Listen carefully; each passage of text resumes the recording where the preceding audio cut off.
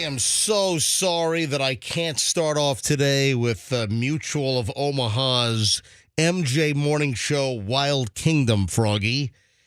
Oh, right. Okay. There was No coyotes? no wild animal in my vicinity this morning when I pulled into the parking lot. Welcome, folks. 6 o'clock at the MJ Morning Show. Froggy, I guess it's just you and me today. There's no Fester in here. There's no Roxanne in here. Yeah, it's just Oh, look, here comes There's Roxanne, just moseying on just in. the three of us. Yeah, and Roxanne's going to be all disheveled over here, carrying bags and all kinds of crap. And She was 14 seconds late. That's not bad. glad you could make it. It's not. Hey, thank you for calling last night to check on Evelyn J. Dude, you are out of breath. You are, what are you, sprinting to the She show? ran. I bet she ran from her car. I did. I heard the music hit. It felt like it hit a little early today. No, right on time. Nope, right on time. It was early. Okay, so, yeah, just a little test. See who's going to be here. I'm going to move it earlier and earlier every day. We're going to starting the show at, we're going to be starting at 5:37 pretty soon. I'm going to move it a minute earlier. The show open's going to run a minute earlier every single day.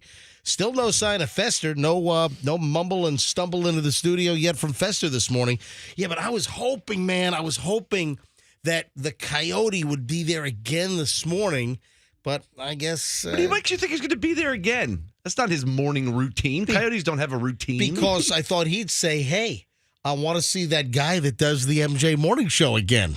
He's trying to figure out what kind of creature you are. He came running after me with some device that he was holding up. And so it had to have its light on, right? You're probably shining the light right in its eyes, the flash. No, I'm shooting video. No, there's no light that comes on. No flash They with attack video. Yeah. On if they see a flash, they attack. They'll jump on your face. Nah, those things are more afraid of us than they are of than we are of them. So that's why that thing fled. Hey, if you missed it, at this time yesterday morning, I was talking about the Coyote. That's a good size. I mean, it's the size of a good sized German Shepherd. That's what I thought it was. Yeah, that was. I thought it was somebody's lost German Shepherd. I'm like, hey, here, doggy, doggy, doggy, doggy, and like.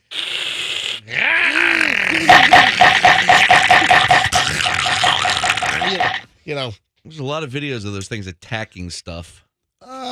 Everyone that said, hey, coyote, because at first I thought it was a little deer. I thought it was like a lost little baby deer that was just sitting in the grass waiting for mama to show back up like a Bambi thing or something. And then as I pulled closer, then I said, oh, what big teeth do you have? Oof. Oh, that's a wolf, right? That was little wolf coyote. Little Red Riding Hood. Now, but if you missed it, folks, the video, I took video of this thing, and the Coyote video is on my Instagram, Certified MJ Radio. If you're on IG, if you're on the Instas, go check mine out at Certified MJ Radio and the Coyote from yesterday, the video. And look for just like the parking lot. It's like just the frame that's there. It's just like a picture of the parking lot. And you'll see it's kind of dark out. And then I walk toward the Coyote, and then he runs away. Yes, Roxanne, you're holding up your hand, like you're in third grade. Do me a favor. Oh, Mr. MJ, No. Go ahead. You know what I'm doing? What? It's like you're a baby, and I'm trying to get you to smile for the camera. I'm like, oh, over here. Look at mama. Yeah. Come on. No, look at me. So Fester just texted, currently experiencing major problems with the Lincoln. Yeah. The transmission is finally giving out. Yeah. The vehicle does not travel above 40 miles an hour. Dude, I'm on the interstate, now in the slow lane. Hold on, what now? He's in the interstate. He's on the interstate in the slow lane. Well, hold on. Let me call this. He's on the shoulder. Get a new car. 40. What is wrong with this guy? I think this might be Get a new... Is this... This is the moment. Ladies and gentlemen, this is Wednesday, March 1st. Is this finally... Is it March Madness finally for Fester's car? This is the expiration date. Yeah. Is this it? It could be March 1st. Write this down, folks. March 1st, 2023. Is this the day that Fester's 2004 Lincoln Town Car finally goes... Bang! You know, I got to get the newer version of this. Because car. That one's great. No. There's a newer version. If you ever watch The Price is Right, look at this studio.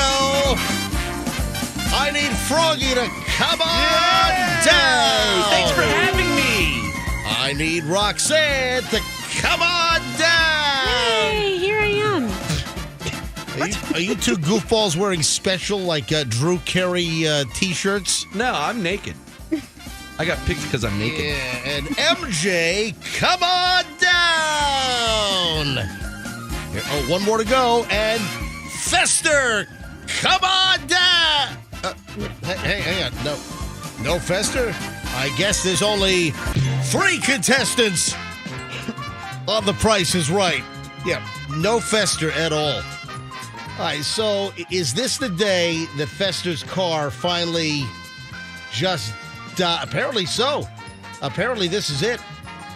Yeah, you know what? I need to find my Price is Right a new car. It was on here. Now I don't see it. Yeah, so did stuff get moved around? Where's the new car? Oh, there it is. Here it is. So Fester, you know what Fester needs? What? Fester clearly needs a new car! What I was saying about The Price is Right, the loser horns, which I gotta shut that off. The loser horns, they have a revised version of that. It's pretty much the same, except there's a bigger impact on the bah! It's like they have a drum kick right on the bam! Right there, they have a different, it's like a more pronounced hit. It's like they took the same sound effect, but they added a snare. Boom! Right there, they added like a heavy drum. So I got to get that version now. Just to get off stage. How are we going to get it ever? So Fester is driving 40 miles an hour on the interstate. He's going to get run over. Ladies and gentlemen, if you are on 275, let me see where the hell he is. Hang on a minute. He said get the Fester crap car song ready. Crap car song? I don't need to disguise his touch tones because his phone number is what? 813-310-8444. Call him and wish him luck. Hello. Where are you? All right, I'm close. I'm almost to the radio station. Where are you? What is your exact location? I'm turning into the complex in a couple of seconds. Oh, man. So you had to drive 40 miles an hour to work? Yeah, over the bridge, down the interstate. I need a new transmission. What happens if you go 41? You need a new car. The engine just revs. All right, hold on to this. So get in the studio, and we'll talk about this when you get in the next segment. It just revs. Fester, get your butt in here. And he's supposed to take me to the airport tomorrow morning after the show. Good luck with that. I'm gonna miss my flight because of him if I rely on him. Man, he's throwing a whole big wrench in my plans. Hang on. You know, we need Pat with a traffic report, something like, yes, traffic is pretty good this morning, except for some bonehead in a beat-up 2004 Lincoln Town car. He's gumming up the works, doing 40 miles an hour on I-275 southbound. Oh, that's Fester. We'll get the latest from Fester next. First, Pat's got traffic. Hey, Pat.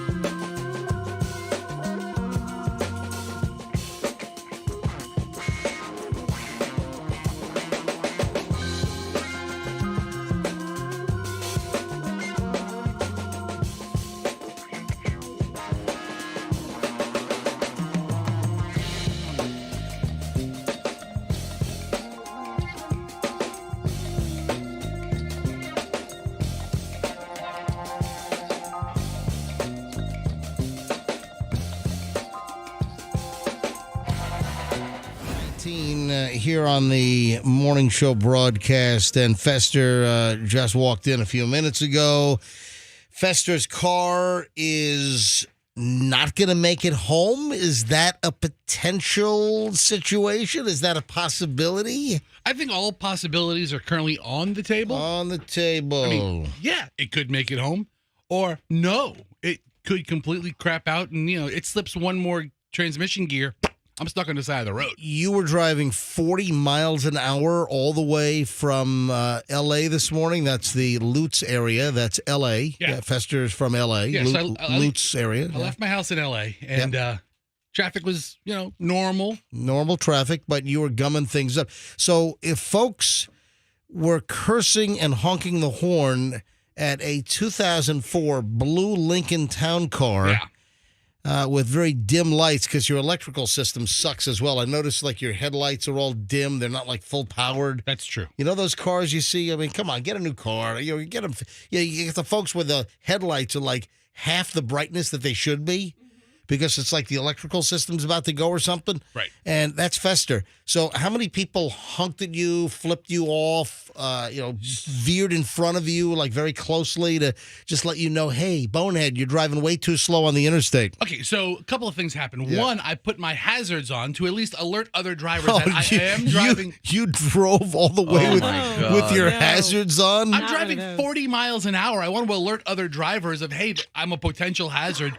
And yeah, there were a lot of drivers who got very close as they passed, and then kind of cut me right off. Well, which because was you fine. have the people that if there's I see this all the time. I don't do this because it's obnoxious, but if there's a slow driving car, you have the people that want to reinforce and let that slow driver know that you're angry. So you have the people that will pull right in front of that slow car and kind of clip their front end virtually and, try to get as close as they can on the cutover to say, hey, you're going too slow. So you had that done to you? I had it done a couple of times, not nearly as often as I would have had it done if I were in the fast lane, but I'm being a very respectful jerk on the road. So you were all the way in the right lane with your flashers on, driving 40 miles an hour because your transmission will not allow you to go over 40. Right. And Roxanne, you brought up a great question earlier. What happens if I keep stepping on the accelerator? Does it explode? No, it doesn't explode. It just revs. I mean, the engine. Dude, that thing's gonna explode. You know what? That's a really good impersonation of you. Yeah, that's the car, and the speedometer doesn't move past 41. Yeah. So that was this morning's ride. I have to. No, I'll tell you what you need. No. You need AA MCO. That's what the hell you need. Yeah. I mean, I need a new transmission, right? You, I don't know. I mean, you yeah. need a new tranny. You need a tranny, I or you need to get that fixed. But I now, need both. Fester, you're blaming this all on yourself. Yeah, it's all my fault. You've got no one to blame but yourself. But here's the problem. You're supposed to give Michelle and me a ride to the airport tomorrow after tomorrow's show, and how the hell can I rely on you now? He's just worried about himself. Are you going to be able to take your wife's car tomorrow? You're going to be able to take the model. Why did you buy that car? So Are you going to be able to give him a ride home today, MJ? Yeah, I mean, listen, hold on. The So I Lincoln can't. is probably going to be I'm probably going to have to cruise at 40 miles an hour until it gives out, and then I'll just have AAA tow it home or tow it to my mechanic. That's the plan. That is the plan moving forward. I like it. Just hit the interstate system at 40 miles an hour. I mean, let it rev. Big deal. What I an like it. absolute mess. So the answer for tomorrow is, I don't know if I can help you. Yeah, you might want to get another plan. Yeah, you might want to Well, plan. this sucks. I was Uber. Listen, I know Michelle was really looking forward. here. Listen to this. This is from the best of archive. Song about Fester's car. This is Fester's song about the car. Froggy did this. It can't be hotter. The speedometer's filled with water. The brake pedal sticks to the floor, and there's no handles on any doors. Fester, your car sucks real bad. Its condition is super sad. That car is a rolling heap. You only drive it because you're super cheap. This is actual audio of it starting. There I go. Man. Off to So work. that's from the best of archives. You can hear in the beginning is all kinds of, I forgot about all that kinds, song. yeah, Tampa Bay's favorite all kinds of junk. All right, here it is. Froggy's song about Fester's car. MJ Morning Show. No AC, it can't be hotter. The speedometer's filled with water. Why is it the brake edited? pedal sticks to the floor, and there's no handles on any doors. Fester, your car sucks real bad. Its condition is super sad. That car is a rolling heap. You only drive it because you're super cheap. This is actual audio of it starting. Hey, Froggy, you need to do an updated version now and add like I'm a much better musician now than transmission troubles. Why is it cut up like that? I thought you were gonna play the song. Do we have the unedited? Yeah, where's the unedited? Wouldn't it be on YouTube? Now, No. Roxanne thought that maybe you did that live on the show, that you didn't have a recorded No, version. it was recording. That was recorded? Oh, it was? Didn't we have a listener send a song about my crap car? No, that was your He's phone got number. a crab car. that's what you need to do. No transmission won't get He's too got far. a crap God, car. That's another song I hate. I hate Don't Worry, Be Happy, and I hate Tracy Chapman's He's Got a Fast Car. I hate They that played song. that in Publix every hour when I worked there. Are you serious? He's got a fast car. Oh, man. So, Fester, is this it? Are you finally going to have to get a new car? Hold on to that answer. Hold on. But as far as it all being Fester's fault, Fester thought he was doing something good to his car, The road to hell. and Paved with good Fester was intentions. actually doing something really, really bad to his car. So, Fester, why did you potentially cause your transmission to die completely here now? What exactly? Let everyone know. Let everyone know what you did. I was on my favorite Facebook page, Lincoln Town Car Lovers, and Lincoln Town Car.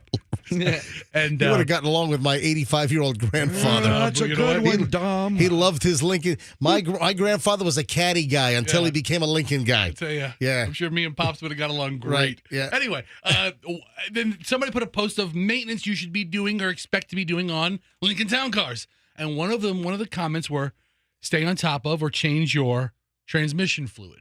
So you were led astray by some schmuck on wheels on the Lincoln Town Car Facebook page. It's not Lincoln Town Car Facebook page. It's Lincoln Town Car Lovers. Whatever. And it's not that I was led astray. It's that the mileage was off. If it's like under 60,000 miles, yeah, change your transmission fluid and stay on top of that.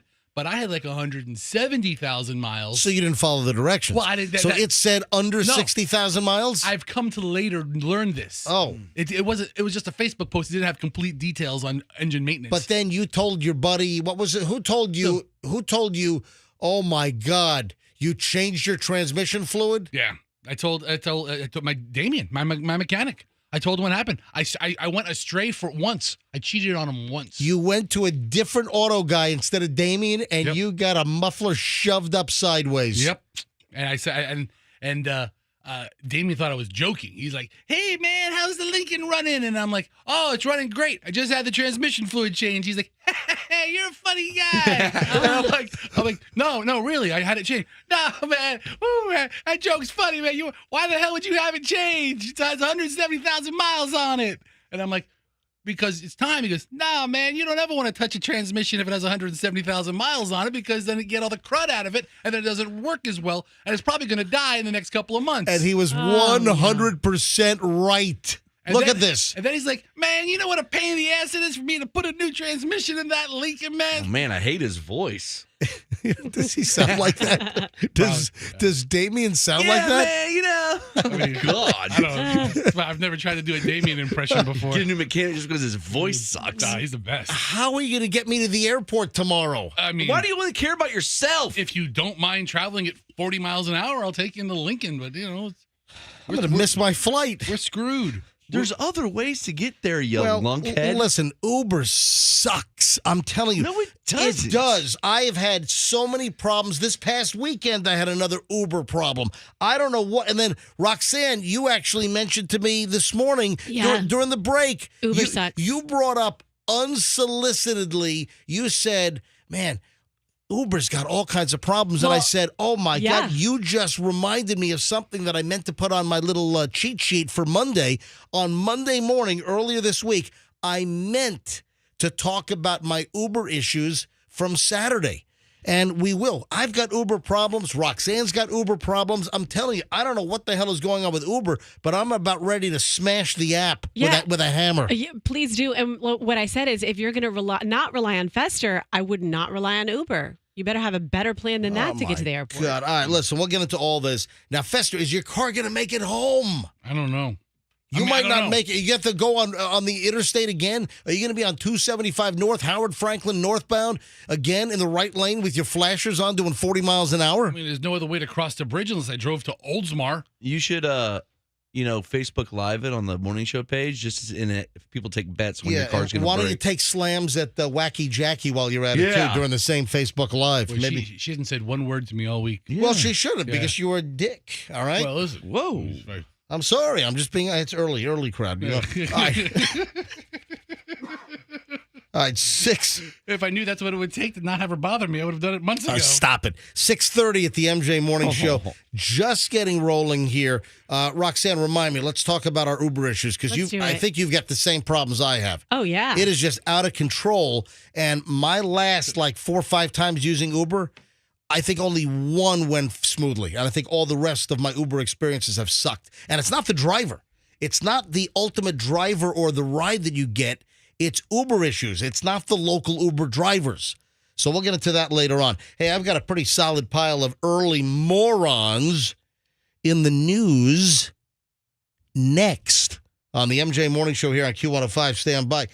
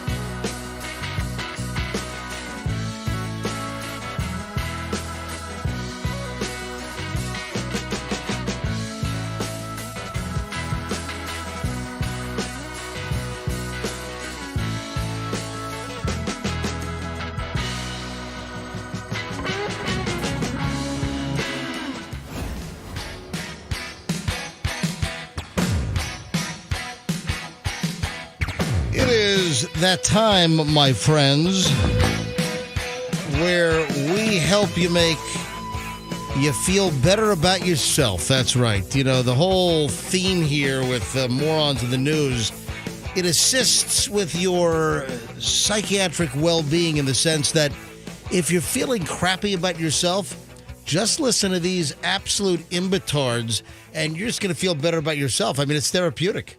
I would have to say, I would say that Morons in the News here on the MJ Morning Show is 100% therapeutic.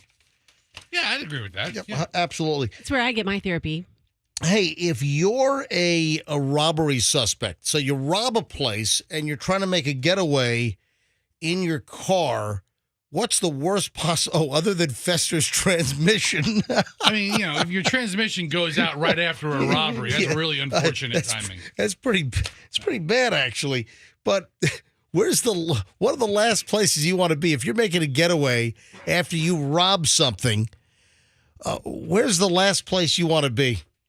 Your police station. Well, that's a very good guess, but you know what? This is a little too difficult to guess. I just got to come out and tell you. Stuck in a construction zone or something? You're close. Stuck somewhere. Where could you be stuck? I mean, in a traffic jam? Well, listen, Fester, construction zone, traffic. Well, I'm just going to tell you what it is. Struck at a Burger King drive-thru? You know what? That's close. Okay. Oh, getting warmer. I'm just trying to spitball places. Warmer. Almost sizzling. All right. Almost at the Sizzler. Yes. Are there still Sizzlers? You know what? I haven't seen one I can't think of the last time I saw one. Yeah, so Golden Corral sort of, are they the last man standing in that kind of like lower end steakhouse deal? Or, Golden Corral. Well, Golden Corral is a true buffet. Right. But Sizzler, are there any more Sizzlers? Where the hell are Sizzlers? Maybe there's one in Orlando. Looks like there's any Sizzler anymore that is east of western New Mexico. There's apparently Oh, wait, there's some in Puerto Rico. Yeah, there's a half a dozen of them in Puerto Rico, it looks like. Wow, do we have any Puerto Ricans that are listening that go to Sizzler in Puerto Rico? Hey, fire up our Puerto Rican Sizzler. How do you say Sizzler in Spanish? I think it's just Sizzler. You think so? I mean, I'm not 100% sure. I might be wrong. But sizzle, in Spanish, sizzle is not going to be sizzle. Yeah, but there's got to be a word for sizzle in Spanish. All right. So, hey, if we don't sizzle in Spanish. All right. So, hey, if we have a lot of Puerto Rican listeners, or we have a lot of Americans or Floridians. We have a lot of local listeners that actually hail originally from our Commonwealth of Puerto Rico. So, hey, if you're a Puerto Rican listener and you know all about the Sizzlers that are in Puerto Rico, which are the only ones that are east of New Mexico. Yeah, I don't want to talk to some freaking Puerto Ricans for nothing. I mean, you had to have gone to the Puerto Rican Sizzler to call in. Yeah, in the last 5 years. Yeah. All right. 800-990-1047. 800-990-1047. So if you are from Puerto Rico, your family's still in Puerto Rico, whatever the story is, and you guys go to Sizzler in Puerto Rico, please call us up right now. 800-990. There's got to be more options in Puerto Rico than the Sizzler. I mean, if you want good steak in Puerto Rico, the Sizzler. 800-990-1047. That's 800-990-1047. I'm just going to pick up this line right here. Hi, good morning, MJ Morning Show. Who's this? This is Joey. Joey, are you from Puerto Rico? Yeah. Listen, there's still a Ponderosa in Puerto Rico. My niece works as a waitress. Are you serious? It's amazing. Oh, my God. It's the only Ponderosa left in the world that's in Puerto Rico. Do they have a hops? She's a waitress there. That is incredible. All right, so what about the Sizzler? It looks like there are numerous Sizzler locations in Puerto Rico. There is, but, I mean, it depends on what part of the island. I mean, because the one that she works to, it's in Isabela. That's part of Puerto Rico where they have the Ponderosa. Do they still have, sir? Do they still have the ice cream machines? I believe so. I mean, I haven't been there in a while. I'm here in New York. I mean, here in Florida now, but I haven't been there in 3 years. Wow, incredible. What was your first? What was your name again? Joey. All right, Joey. Dude, thank you for listening to the MJ Morning Show. We appreciate it. Long time listener. Love you guys. Thank you, man. Love you you. too, Joey. Look at that. Hold on. Andrew says he has somebody on hold that was at the Sizzler in Puerto Rico 3 days ago. Can you believe this? I'm asking for Puerto Ricans that have been to Sizzlers Oh my god. because we couldn't believe that there were any Sizzler steakhouses Oh left. my God, MJ, I just zoomed in on the island. 1, 2, 3, 4, 5, 6, 7, 8, 9. There's like 10 or 11 Sizzlers. They're on the coast. Yeah. Wow. Hi, good morning. It's MJ and the crew. Who's this? This is Orlando Ruiz. Orlando, is it correct you were at a Sizzler in Puerto Rico 3 days ago? Yes, I just got back from my vacation 3 days ago. Were you in San Juan? Yeah, no, my hometown is Mayagüez. Yeah, that is on the far west side in the middle. That is south of Rincon and north of Cabo Rojo.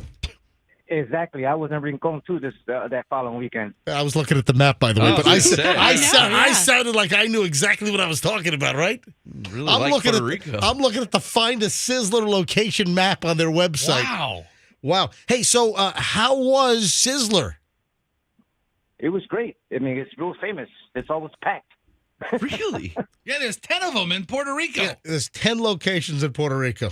I wonder what it is. Yeah, that's amazing. And they're all gone in the U.S. except for like West Coast. Well, Like are all the restaurants that died in America, they just go to Puerto Rico? They live and forever. flourish. Bennigan's and stuff? But no, you have a ton of them out in California and like Utah. And, From California. I'm sorry, say that again. My hometown is always. I said, yeah, they originally originated from California, from the West Coast over there. But in Puerto Rico, that's a real common, famous place. Everybody goes to Sunday dinner there, so like I said, it's packed all the time. Oh, great. And then there's also Ponderosa. Hey, what about Bonanza? That was another steakhouse. It was like Golden Corral, Ponderosa, Sizzler, and Bonanza. Okay, Well, so Bonanza, I never heard of them on the island. Yeah, no, but Real- Bonanza was I remember them here on the mainland. So, hey, buddy, thanks for calling in, man. I really appreciate it. Hey, no problem, man. Long time listener for years and years. Thank you, man. Good morning, everybody. Good morning to you morning. too. Thank you, man. You know, who would have thunk it? 6:45 in the morning. I'm asking for Puerto Ricans that have been to the Sizzler in all their locations, and I'm getting calls here. I was there 3 days ago. That's crazy. It's unbelievable. he was there on Monday. Wow. People are referencing Western Sizzler. Oh, that's another one. No, Western Sizzling. Western. That's Sizzlin. Oh, Yeah, okay. don't- One yeah. person wrote Sizzlin and one person wrote Sizzler. Don't Okay. confuse Sizzler with Sizzlin. That's another one. Western Sizzlin. So the Ponderosa Bonanza, that's apparently the same company. I don't know if they always were. They might have combined Well, at some point. There's been a massive But- mediocre steak merger, and they've become one. There's one Ponderosa in Orlando, and that's it for Florida, and the rest are like in like the Midwest. How the hell did we veer off on this know. from me doing morons in the news? No idea. What was the? There You're was some talking kind about of. there There was some kind of. Oh, I know what I said. Because Festa was getting warm, and I said it's getting close to sizzling, and that's and then I said whatever happened to Sizzler Steakhouse. Sizzler Steakhouse. Hey, MJ, I'm on the menu, dude. If we ever had a morning show trip to Puerto Rico, this place looks legit. Let's go. Maybe they have a Blockbuster there Some good too. looking steaks.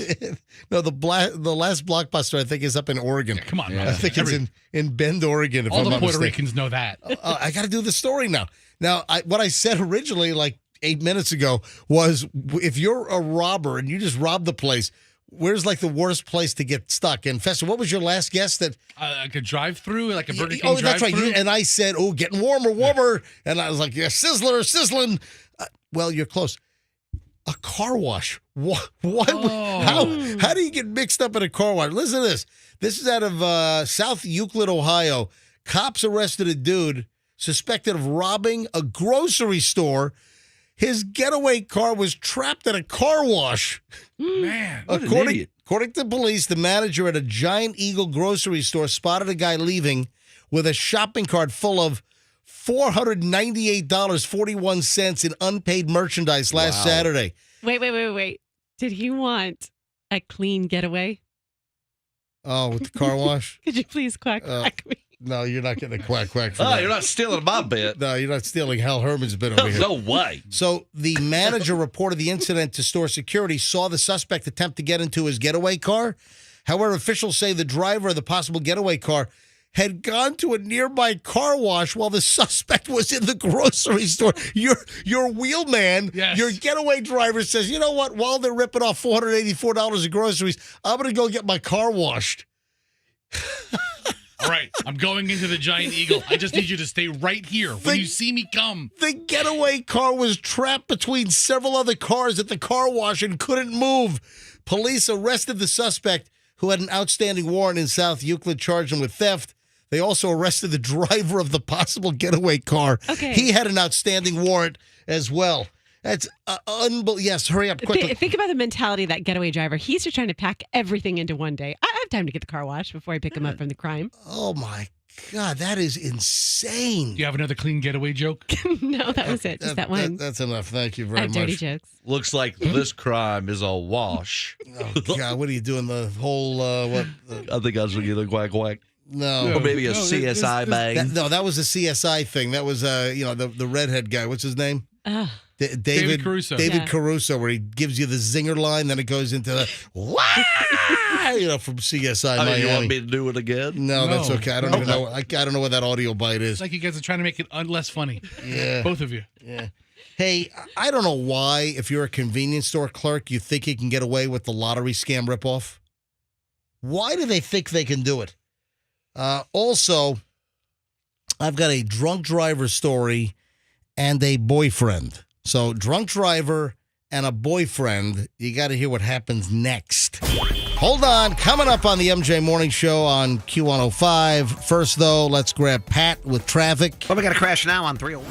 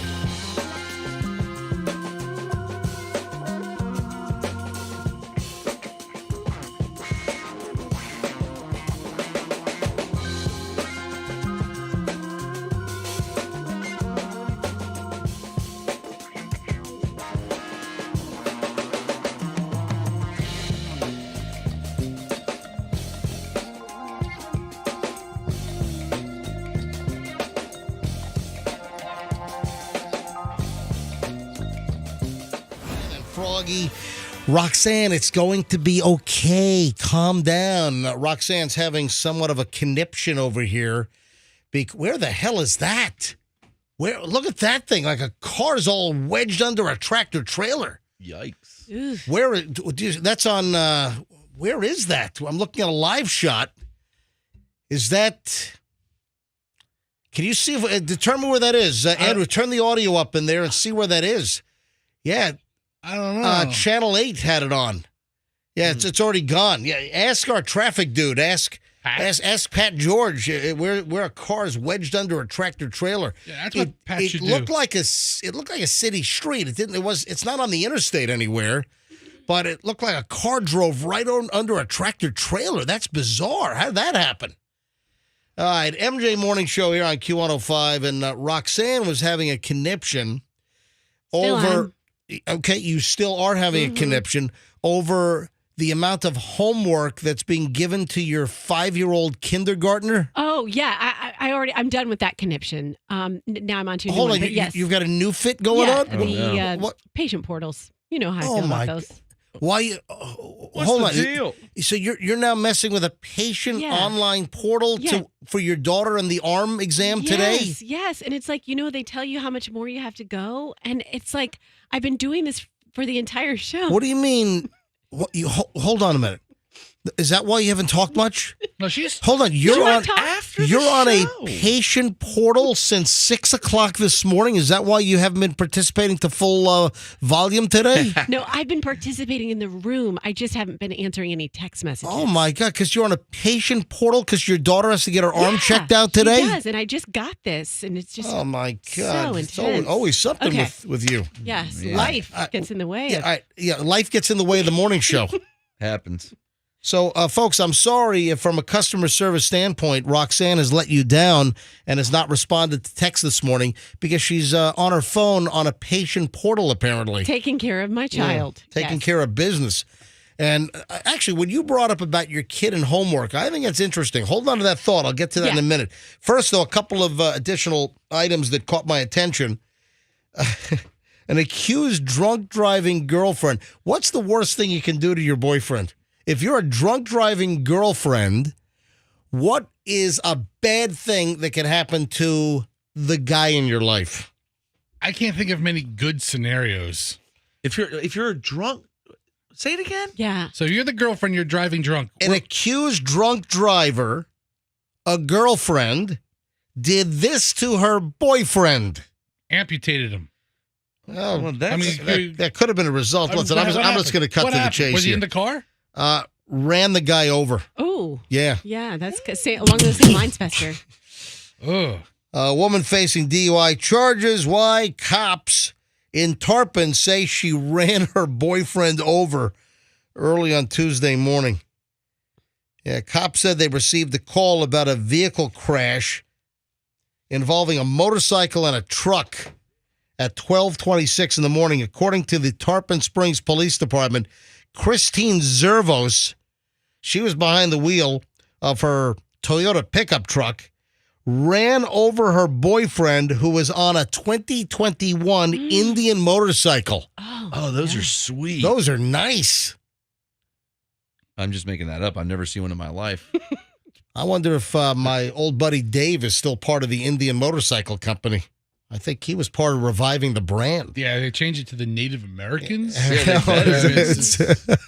They changed it to indigenous people. No, I knew this guy Dave, and Dave was a dad at Shorecrest, where my kids went to school when they were much younger in St. Pete.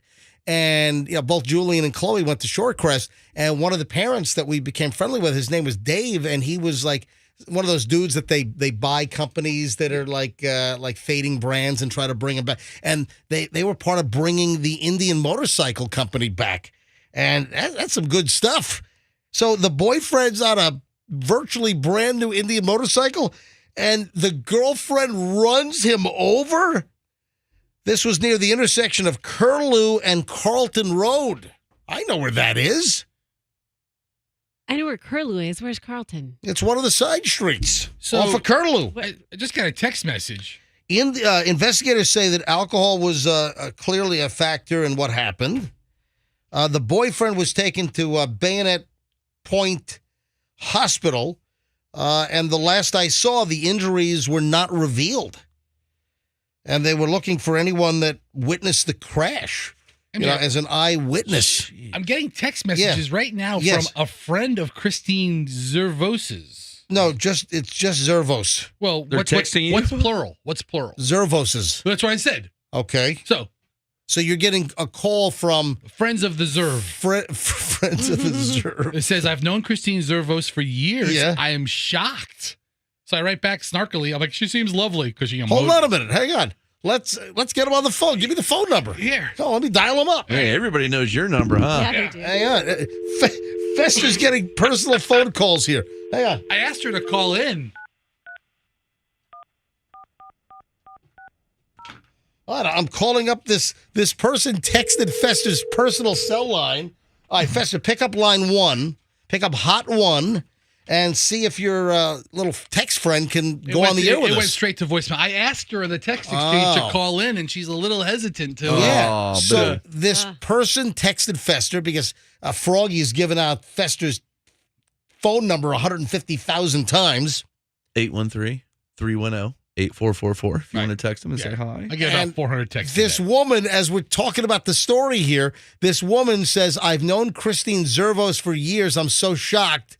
Then Fester wrote back, she seems lovely. And then I think the boyfriend has been, anyway, I'm not going to say that. They had relationship issues, and Christine might have just had enough. Yeah, and LOL, would love to, but people would know my voice. Oh, that's why she's not picking up. Yeah. All right. But listen, she's a known entity in this community, and listen, I hope everything works out for her. Yeah. Well, and the I'm boyfriend. looking at Christine Zervos' mugshot. And she does seem lovely. I don't know. She looks a little bewildered. She looks like I don't know. You can never judge somebody on their mugshot day. Mugshot day is usually the worst day of your life. It's not good lighting in there, I'm sure. Yeah, Roxanne and her lighting. Dude, wouldn't it be hysterical if Roxanne... Yeah. Roxanne's the only one in the studio that has her own private light that she plugs in every morning to make herself glow on MJTV. And she has a natural light blocking system going. And then I got another item here. I saw this in the Village's news last night. And these stories come up every once in a while where a clerk at a convenience store, they try to pull off a lottery racket, like with scratchers. Yeah. And you're going to get caught. You can't steal lottery tickets and think you're not going to get caught. You will. This is up in Bellevue, so north of us.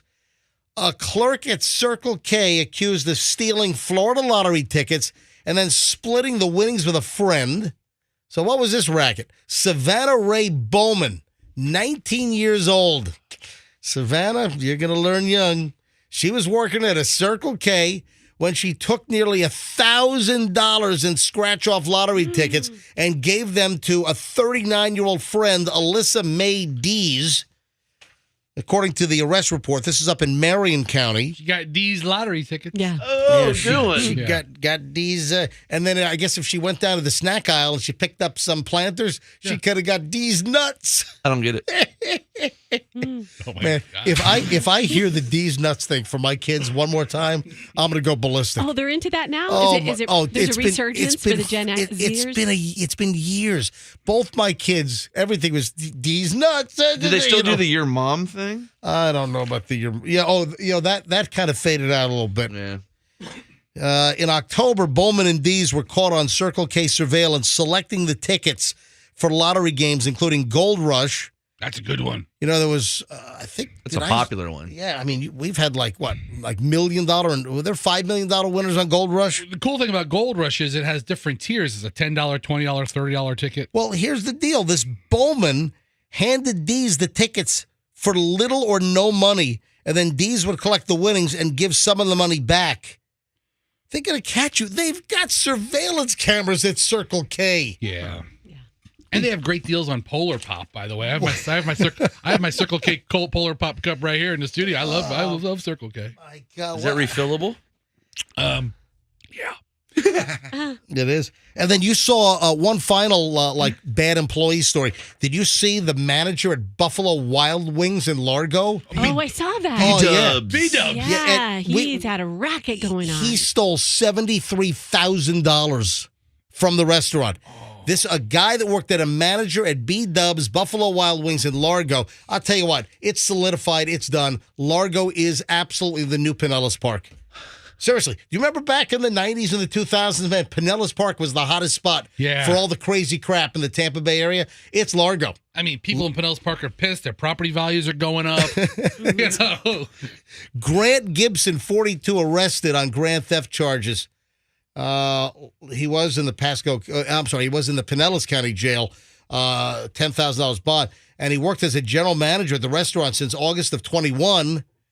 Another manager was transferred to the restaurant in July 22, and immediately the new manager noticed that the change order payments that were ordered from Gibson delivered by Brinks were not recorded. So this guy had some kind of racket where he was skimming money. Turned out this guy was allegedly ripping off the company, Buffalo Wild Wings, to the tune of $73,000. Did he steal only change? Is that what you said? No. Oh, okay. Because that's commitment. No, a change. Yeah, he's always $73,000 in nickels, dimes, and quarters. Yeah. Yeah, no. But the total missing was $72,820. How much wings are that? That's a lot. That's a lot of wings. That'll bite into your bottom line. Yeah, surveillance footage from the restaurant found at least 2 times when Gibson pocketed large sums of cash from the change order. So he was changing, I guess, the money that was being either taken or delivered, and he was pocketing the money. So that's what it sounds like from Brinks, who they were taking the cash away. So was that his only part of his racket? That was his method, or was he that's the only method. That's the only method here is he was skimming money off the Brinks money, either the pickup or the drop or whatever the hell it was. He would also walk out with a gallon of hot sauce every week. Don't they have 30 different flavors? Yeah, any kind of sauce you want, B-Dubs has. Yeah. Man. That's a good place. That's what they do. All right, Roxanne has got a big homework problem. Got to talk about that coming up in just a bit. Man, there's a lot we got to get to. We got to talk about our Uber problems. Now, I got a major Uber problem, and Roxanne brought up now she's having Uber problems. I've been noticing this for a while. And then, we have a train derailment in the Tampa Bay area. Oh, no. Did you see that Hank Hill was really upset about this? Hang on. We'll explain it all. What? I'll explain, Fester. Let him explain. King of the Hill? Yeah. Okay, he didn't work with trains. Well, hang on. All right. It'll all make sense coming up in a minute. Okay. On the MJ Morning Show at Q105. We start our long chunk of the MJ Morning Show next. We go an hour and 20 minutes nonstop with MJ content next here on Q105. Don't move.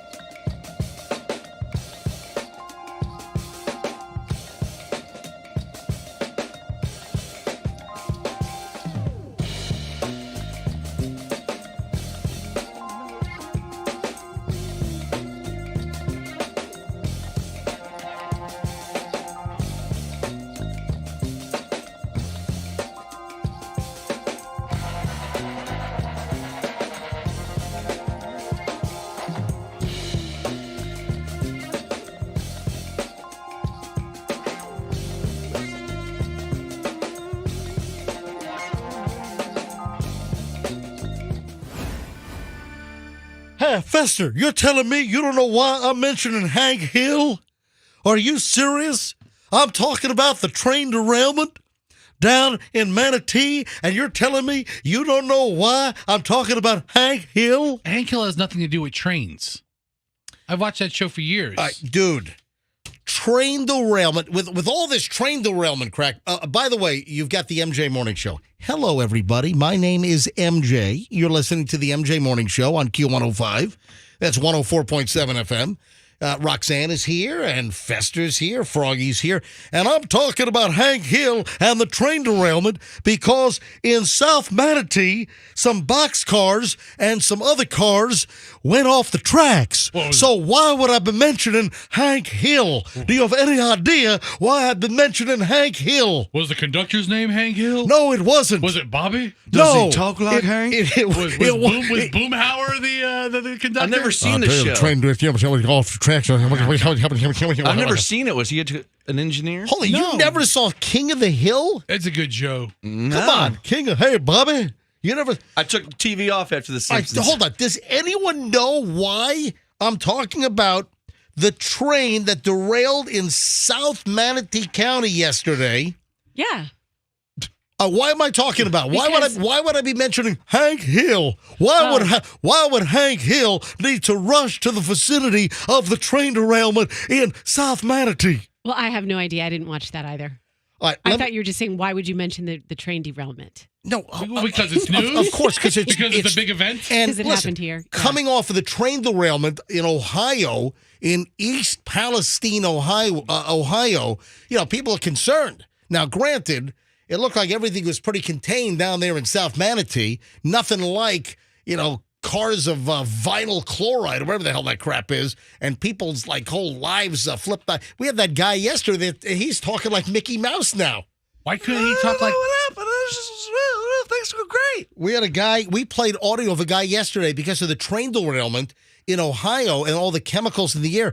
The guy went from a deep voice guy and he sounds like Mickey Mouse now. So sad. It's crazy. Well, he's got a career in voiceover it's work. Not sad. I mean, this guy just made himself much more valuable in the voiceover community. So I saw that Southern Manatee Fire District Chief Robert Bounds was on the news, and he said that some of the boxcars loaded with sheetrock, Bobby, had gone off the tracks, but also there was something else. Come on, you guys have no idea. It's Hank Hill related. Here, maybe this will jar your memory a little bit. Now, you listen to me, mister. Yeah. I work for a living. And I mean real work, not writing down gobbledygook. I provide the people of this community with propane and propane accessories. Does that jar any... Wow, I'm sad I missed it. You missed what? The show. So...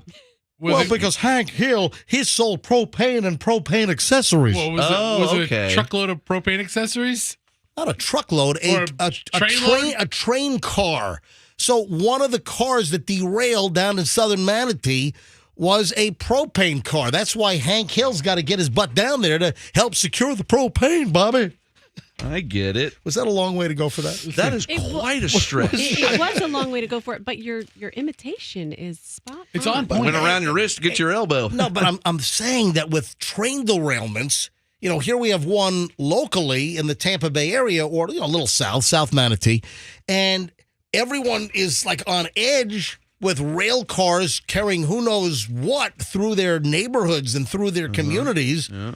That Ohio thing really frigged some people up. Okay, so the Ohio thing obviously is awful, but a bunch of propane getting loose. It seems like everything is okay in Southern Manatee. Could have been a whole lot worse, Bobby. You don't want to smoke near that, do you? You don't want to... Yeah, light it on up. So you can see smoking at the gas station. Probably not a good idea. It does seem like there are a lot more of these train derailments lately, or is it my imagination? No, it seems that there are, and people are wondering what's causing these derailments. Seems like technology would be better to keep them on the tracks. Well, is there sabotage involved? Yes. Because, think about it. You can sabotage tracks, and what security do you have? There's hundreds and hundreds of thousands of miles of unsecured track in this country, and people can really wreak havoc. You got people that are shooting power substations around the country. That's like a problem. There's a rash of people trying to take electricity down by wrecking power substations in North Carolina. You had some up in Washington and Oregon. What the hell's going on? And now all these train derailments. Anyway, I don't think I mentioned this at this time yesterday, but you ought to see. Guess how many views are on my Coyote video from yesterday? Like 5 million. 100 million. No, I'm just gonna go with like Guys, 100. Stop being a wise ass. How many? There are. If you tell us some number like 2,000, I'm be like, who cares? No, I'm closing in on over 3,000. Oh, I'm sorry. I'm Again, so who far cares? off. I'm sorry. That's incorrect. 6,000. Ooh. I have almost 6,000. Roxanne, she's rubbing it in your face like that's nothing. I mean, it's Okay. not. I have over 6,000 views of the Coyote that was in our parking lot yesterday. You know what you're doing right now? What? I'm going to coin a new term. That's called boomer bragging right there. What do you mean I'm boomer bragging? What are you talking about? I came up. I'm not a boomer. No, but I have. I'm not a boomer. What's wrong with you? You sound like one. You're like, I have 6,000 views on my video. And like there's some kid in high school who's like putting up his video, gets 6,000 views in like 15 minutes. If you missed the video Mr. Beast. of the Coyote in our parking lot, yesterday morning I pull in our Beasley Broadcast Complex here in St. Pete near Gandy and 4th, and I pull in, and as I'm getting out of the car, I look over to the left, and I'm like, what is that sitting in the grass? Like just, 30 feet beyond the parking lot, and we got a big patch of grass, and then there's a wooded area beyond that, and I'm like, wait a minute, is that a little baby deer? Because it was somewhat dark, and I start walking towards this thing, and I'm like, oh boy, that's a coyote. So I got this thing on video. If you didn't see the coyote in the parking lot, and folks are like, why would you walk towards it? Because the thing is not going to attack me. Yeah. So you think. You don't smell like a rabbit. This coyote happened to have the Acme rocket-powered roller skates on. Wow. Yeah. But if you didn't see the video's up on my Instagram, Certified MJ Radio. It's kind of cool. Right here in the middle of our office complex, we got a coyote. Fester and I saw Fox one morning. This is like a wild. It's like Disney. I've seen bunnies. Snakes live. I can't even tell you how many snakes live in that old trailer back there. Hey, take a look at my video if you want to see this coyote. It's a big coyote. Yeah, but Froggy brought up the bunnies. That's why the coyotes are here. The video is on my Instagram. It's on my personal Instagram, which is Certified MJ Radio. That's Certified MJ Radio. Go look at the video, and you'll see it's the parking lot image. It's like the second or third one that's on my Instagram right now, and see the coyote. So Certified MJ Radio, but also give me a follow. Follow me on my Instagram because I'm heading to Scotland tomorrow after the show. So I'll take you around Scotland with me. I'll shoot videos and take pictures. So we're going to see Chloe over in Scotland, up in St. Andrews. Right, it sounds like a lovely trip. So Listen, what do you mean a wise ass? since we're talking what's about wrong with since we're talking about your coyote video, Yes. we have to talk about the crappy camera work on this video. There's just as much footage of who the you, coyote, Scorsese over here? the coyote not in frame as there is of the There's coyote in frame. plenty of That's true. good That is coyote true. video because I zoomed in, Yeah. and when you zoom in vertically, I like shooting horizontally. But on Instagram, it's all configured for a vertical picture versus a horizontal. You could advertise this video as Office Park landscape video, and Will you stop it? It would be No, just as appropriate as a there's- coyote there's- video. more views. There's Ooh, Office Park landscaping. Yeah, try marketing it like that. Maybe you'll get as many views as I did on my hip rubbing. there. Yeah, that's. What is that up to now? That's like 7 million, 8 I think million. so. I don't know. It's up there. Holy crap. Roxanne rubbing her butt, and her butt cheek is all wobbling around like a bowl of Jello. Some things are just easier for pretty people. Yeah, after Fester. I'm After- not even in that Jello. video. After Fester surreptitiously recorded Roxanne giving herself a butt massage. That thing, seriously, it has like 8-9 million views at this point. Anyway, there is plenty of coyote in my video, but it's difficult when you're shooting vertically to fit the 4x3 Instagram frame. Yeah, you fit this whole And entire grassy listen to me, knoll but right then- here. But when you zoom in with that little perspective, it's easy to lose the animal, and that's what I did. I lost the animal for a couple of seconds, but there's plenty of coyote. Go take a look. And I had a couple of people comment on my camera work. But it's again, I didn't have like I'm not the only one then. Okay, good. I didn't have like an Ikegami professional or a Sony professional camera with a Fujinon 14 by 14:1 zoom on this thing. This is the guy that took the camera from our professional videographer Bucs, saying, "Let me do a better job than you." Well, I can with a regular camera. I can. Listen, the video is. Go take a look at the video. Certified MJ Radio on Instagram. Give me a follow, because also I'll take you along to Scotland when we go tomorrow after the morning show. Oh, yay. So Certified MJ Radio is my Instagram. Now, on to Uber. Roxanne, thank you for bringing this up. What caused you to bring up Uber this morning? Because it jarred a memory that I meant to write down in my notes to talk about my Uber experience again on Monday morning, and I forgot, and then you jarred my memory. I'm like, oh, man, that's what it was, because it was something I knew that I was forgetting, and it was my Uber story. So why did you bring it up this morning? Well, I brought it up because, all of the car problems we've had in our household lately, we've had to occasionally take an Uber or two, and it has not been working out. Like you look at your app, they say they're 5 minutes away, and you plan accordingly, and then all of a sudden they're 10 minutes away. Yeah, exactly. Whoa, what the hell is going on with Uber? I'm fed up. I'm really just tired of it. I'm not angry with our Uber drivers. No. Most of the Uber drivers that I get are great. I know we have a lot of rideshare drivers that listen to the show, but we try to use Uber when we're going out with friends and it's like a Friday or a Saturday night, and I know we're going to have drinks. I know we're going to have a bottle of wine or two. I don't want to drive. So I try to take an Uber. But we've had, on Saturday night, I had to limit my drinking to just a couple of glasses over, 2.5 hours because the Uber crapped out on me. And Roxanne, you're 100% right. This is happening to me all the time. The last 5 times that I tried to use Uber, I think I had one Uber show up in the 4-minute estimate that it said, hey, your Uber's arriving in 4 minutes. And what's the matter? Mine works fine. I don't understand. Michelle said to me that, what did you do to them? Why is Uber hosing you? But if Roxanne's getting the same deal, maybe we need to talk to some Uber drivers. What is going on? What is happening is I book my Uber, and then it'll say arriving in 5 minutes. And then you start to plan accordingly, and then it changes to 10 minutes. Then it'll go to 12 minutes. 13 minutes. So, listen. Well, sometimes they get stuck on the back streets, and they got to make a U-turn. No, something's going on.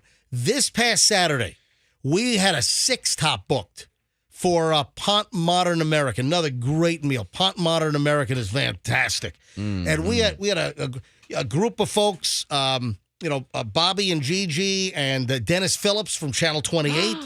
Yep, and his wife Robin and Michelle and me. Sounds riveting. We had a 6-top, so I knew we were going to go through a couple of bottles of wine. I'm taking an Uber. Boy, I'd have to go through a couple of bottles of wine. I booked my Uber, right? I booked my Uber, and suddenly it's like 4 minutes to Uber. Okay, Michelle, Uber's going to be in 4 minutes. And then the 4 minutes changes to, it was 15 minutes. Then it went to 17 minutes. What the hell is going on?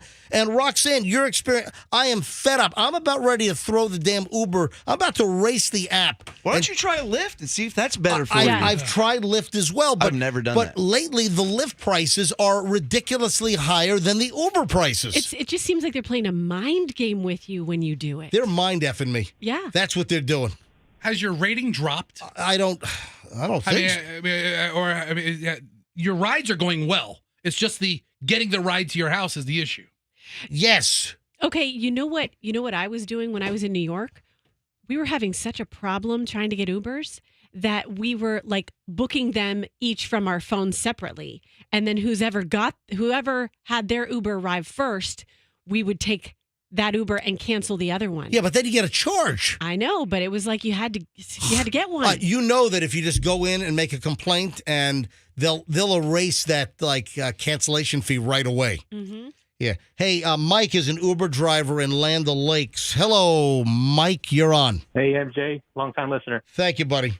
So basically what happens is there is a trip radar that comes up on your screen that will show you if you're in the vicinity of that person, and say there's other 5 drivers in that same vicinity, you get about 15 seconds to try to pick up that trip. And it's a kind of a first come, first serve on the Uber driver itself. Well, you know what I'm saying is that I'm getting like a 4-minute estimate, and suddenly it shoots to 15 minutes. Like, what? That's unacceptable. What happens there is I experienced that when I'm driving for Uber, I have my Lyft app up as well. Because if you're driving for just one rideshare, you're not really making enough money. So when you have both apps. Yeah, I know a lot of the folks, they're like double dipping. They're doing Uber, and like they'll go to Uber, and whatever's paying more, they'll just shut Uber off, go to Lyft and Lyft. That's exactly what's happening. Yep. You're getting a better fare when that person's along the way and they're canceling on you. Oh, wait, so they have they have 2 cell phones going, one for Lyft and one for Uber? No, you can have them running just on one. Oh, wow. All right. Yeah, I mean, it's hard out there, man. With gas prices the way it is, and they stop giving out bonuses, it's a racket.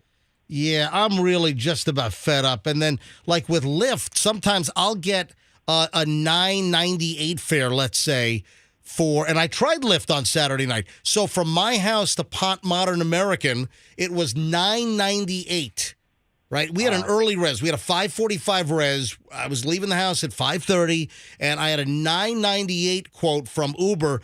When Uber was screwing me around, I went to Lyft. Lyft wanted like $17.50 to take me. It was like twice the price. So there's surge zones that will come up every half hour, and South Tampa is always a surge zone. It's a screw job zone is what it is. It's exactly what it is. Hey, Mike, thanks for listening, buddy. I appreciate it. See, what I do is every time I take an Uber, this is how you get your score up. You basically pay for it. You tip them $15. What? What do you custom tip? I'm going to tip him $15 on a $9 ride? Well, in my last convention, I was so close to the convention hall, but it was raining. And so nobody would pick me up. You get screwed when it's raining. Nobody would pick me up. That whole surge pricing stuff. I'm about done with Uber. Again, out of the last 5 rides, I've had problems with 4 of them. And I'm sorry. That sucks. God, you're such a baby, dude. No, I'm not. I was going to book an Uber for my procedure on Friday, but I'm like, I can't take that chance. I'm just going to drive myself. Oh, her butt. She's a colonoscopy thing. Oh, that's right. Your colonoscopy on Friday. Oh, you got to take that liquid. Oh, did you Tomorrow. Did you get the Clenpeak? It's at Publix. Was it covered by insurance? I believe it is. Well, hold on, no. You got to make sure that you're getting a good rate. You might get the Publix, and the Clenpeak is $300 instead of it being like $10 or $25. I got a text message from them. I think is $0. Really? Mm-hmm. Okay. All right. If that's the case, then did the text message say this is $0? Yes. And are you on the Beasley insurance? Or yes. You are. All right. Yes. Well, that's good to know, dude. When Roxanne posts a video of this procedure, it's going to be the biggest web hit thing we've ever got. Katie Couric got a lot of hits. We're gonna title it like "New Roxanne Butt Video." Is Buck gonna be in there? Yeah, Buck's gonna be in there. No, don't get that guy near you. Can't the doctor give you like a DVD of your innards? Yeah, you can get your surgeries. We have on multiple occasions. Oh, and coming up in just a minute, next up on the MJ Morning Show, we're going to talk about women should avoid dating men with this name. Now, is this real or is this totally bogus? Dude, I know what name it is. I don't think you do. Oh, dude. I don't. Well, I will test you out in a second. I know what Hang on. We're going to get to this in a minute. First, though, man, this Joe Biden zoo deep fake. Have you seen the video and the audio? Have you heard this thing? You just said a couple weeks ago that there's only a matter of time before they start deep faking the president. Remember you played the audio? I played the audio of somebody deep faking Biden. Yeah. And they took Biden and they took my voice from the show and then they had my voice Bidenized. So they turned me into Biden and that produced this. Yes, it's a good thing I'm here because I'm the only one here. Well, what is the MJ Morning Show? On MJ, and it's the Los Angeles. All right, so that's a little. God, he sounds like he's about to drop. That was a little rough, but listen, there's a deep fake that's circulating that sounds much better. Oh, and then here's another one. This is better. So somebody else sent me this one of Joe Biden talking about the MJ Morning Show. I used to be a DJ MJ. Watch this. You are listening to the MJ Morning Show on the station that rocks the docks, shakes the lakes, reaches the beaches, and rules the pools with MJ Fester, Froggy, and Roxanne on Q1 Rule 5. All right, so that's much better. Nothing like him. It does sound like Bess, Biden. you think that sounds like Biden? It sounds like robot Joe Biden. But yeah. it sounds like Biden. But wait a minute. Other one sounded like him to me. There's another deep fake of President Biden that is circulating, and it's about him buying the zoo. Buying it? Buying a zoo. Like the Matt Damon movie? Exactly. He's rambling about the Matt Damon movie. Oh, is it really? Exactly. So this deep fake is circulating all over the place. If you haven't gotten it or seen it yet, you will. All right? Andrew, there were like 2 F-bombs and 2 S-bombs in here. Did you get all those bleeps, Andrew? Oh, no. I hope so. All right, I hope so as well. All right, here we go. Listen to this. This is what's circulating. Good evening, my fellow Americans. I've made a huge mistake. Are you familiar with the 2011 film We Bought a Zoo? The Matt Damon picture. ScarJo is in it as well, although her performance isn't anything to shake a stick at, if I'm being honest. It was directed by Cameron Crowe, the fellow who made Jerry Maguire. Show me the money. Anyway, so I was watching We Bought a Zoo a few days ago because it came up on my Disney Plus after I finished an episode of that Baby Yoda show, and I thought, this is a deep fake. This isn't really Biden speaking, obviously. It's way too coherent. Yeah. wow, I still can't believe they bought that freaking zoo. So I looked it up, and they really did do it. They really bought a zoo in real life. I thought it was just the Matt Damon movie, but it turns out it's based on a book by a gentleman who really did buy a zoo. In England, though. Not in California, like the movie. But anyway, this is where the trouble started. Because if someone could really buy a zoo, in real life, not just in a movie, then, hell, why shouldn't I buy a zoo? So I did. I bought a zoo. And it's pretty funny. Right. Is it a bit? Hang on, here we go. There's more. My fellow Americans, I want to kill myself. Owning a zoo sucks. This is so hard. It looked much easier in the movie. In the film, Matt Damon and ScarJo have a great time as they get to know each other. And sure, there were some trials and tribulations along the way. But by the end of the movie, everyone is happy. And Matt Damon even gets a kissy. My fellow Americans, I have not gotten even one kissy. Instead, I have gotten attacked by tigers and jaguars, wicked creatures of the jungle. I've been bitten by all manner of beasts, such as snakes. Fester, you're not interested. I find this funny. I find this the law of diminishing returns. Hold on, it gets funny. Okay, pick it up, Mr. President. Is it about to get give me some really jokes, funny? Mr. President. Hang on, listen. Unless I'm rolling on the floor in the next 10 seconds. Oh, please. I mean, the floor's not reinforced. I went to feed the kangaroos, and they all attacked me at once, like it was coordinated. One of the panthers got loose, and I haven't seen it in over 8 hours. I'm scared. This shit is so hard. Not just physically, but emotionally, too. One of the zebras died, and I cried for days. One of the monkeys ate one of the other monkeys, and it was the most up thing I've ever seen. It shook me to my very core. Buying a zoo was the biggest mistake of my life. Fester, you laughed. All right, I got a chuckle out of the monkey eating Tell a that monkey. to Joe Exotic. All right. Oh, and I looked at the budget, and it turns out I bought the zoo with the money that was supposed to go to our teachers. Me, I guess. I really shouldn't have bought this zoo. Huh? So there you go. Whoa. Was that like SNL? What was that? No, it's some guy did a deep fake. It's pretty funny. Yeah, I thought it was funny. Is it wrong to be jealous that the president doesn't sound that coherent?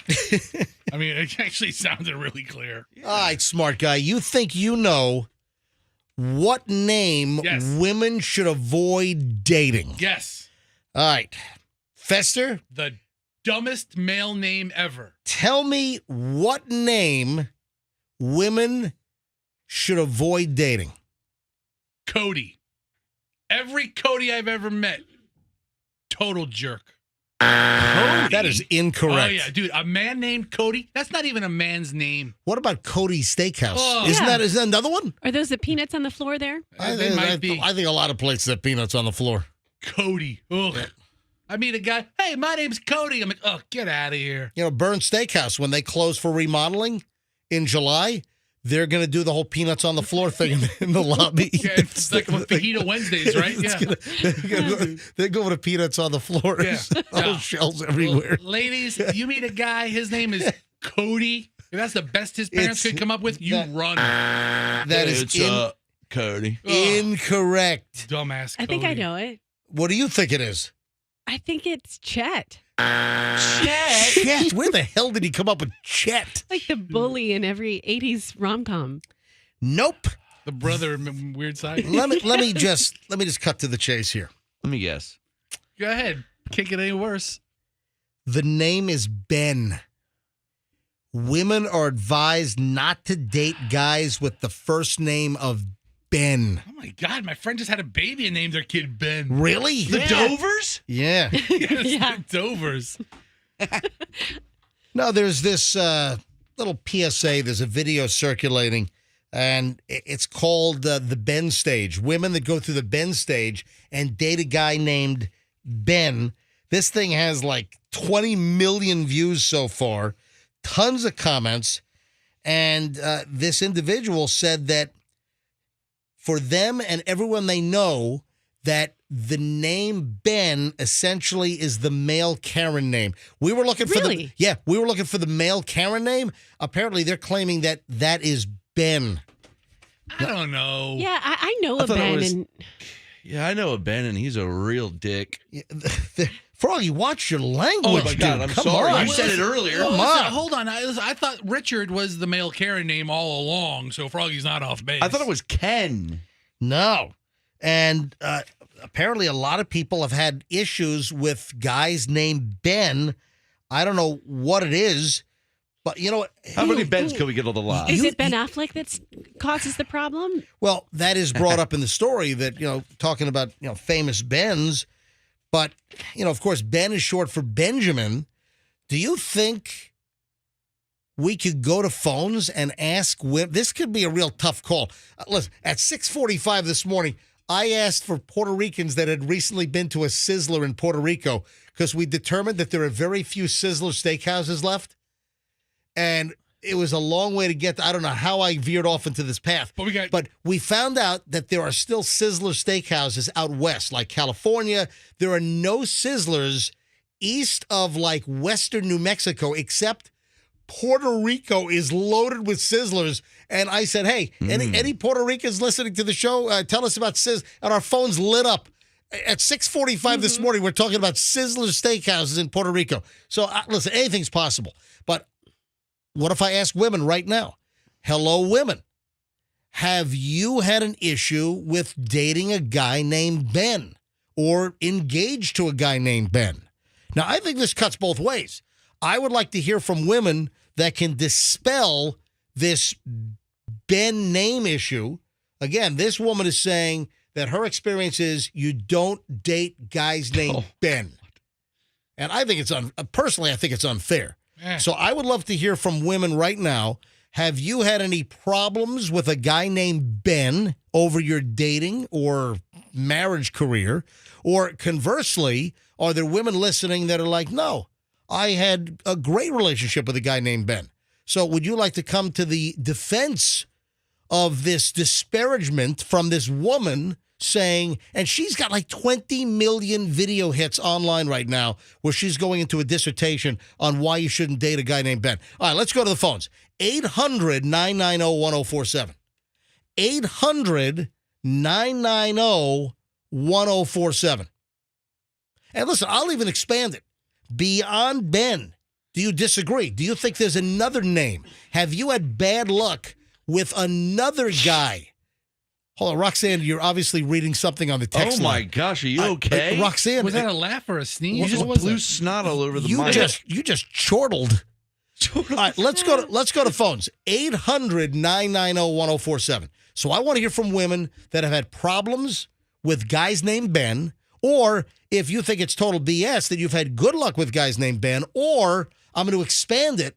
Have you had issues with a different name where you would recommend that women stay away from guys with another particular name? 800-990-1047. That's how you get in. 800-990-1047. All right, Roxanne, why are you chortling over there? I can't say it on air, but I'll just say that one of the texters says she's dated two guys named Ben, and they both had something in common, and she explicitly told me what that was. Okay. Was it micro? All right, come on. Can you give us a couple more got to hints? give us a hint. Well, Andrew's, Wait, micro Andrew's, or macro? Andrew is screening calls right now. Micro. All right. They're both macro. What did the woman say? What Froggy just said. She described their anatomy. I have no idea what is she saying. Froggy said the opposite of micro. Read verbatim what the text said. Yeah, just read it. Except for the It's bad language. Except for the word that's really bad. I've dated two guys named Ben, both huge. Egos? I read this wrong. Roxanne! Hold on. She read it wrong. Hold on. It has nothing to do with appendage size? Where is your mind? So you think that this woman is saying that she dated two guys named Ben and both had huge units? And now you just determined that you read it. What is on your mind? She reread it and read it correctly the Hold second on. time. What is the correct reading? I guess she's dated two guys named Ben. Both guys were huge a-holes, not in, so. And she said that, and you thought you thought she was talking about the guys had huge units? Yeah. What? But I didn't read the second Where part. is your Not mind, Roxanne? in a good way. Where's it going? It went right to.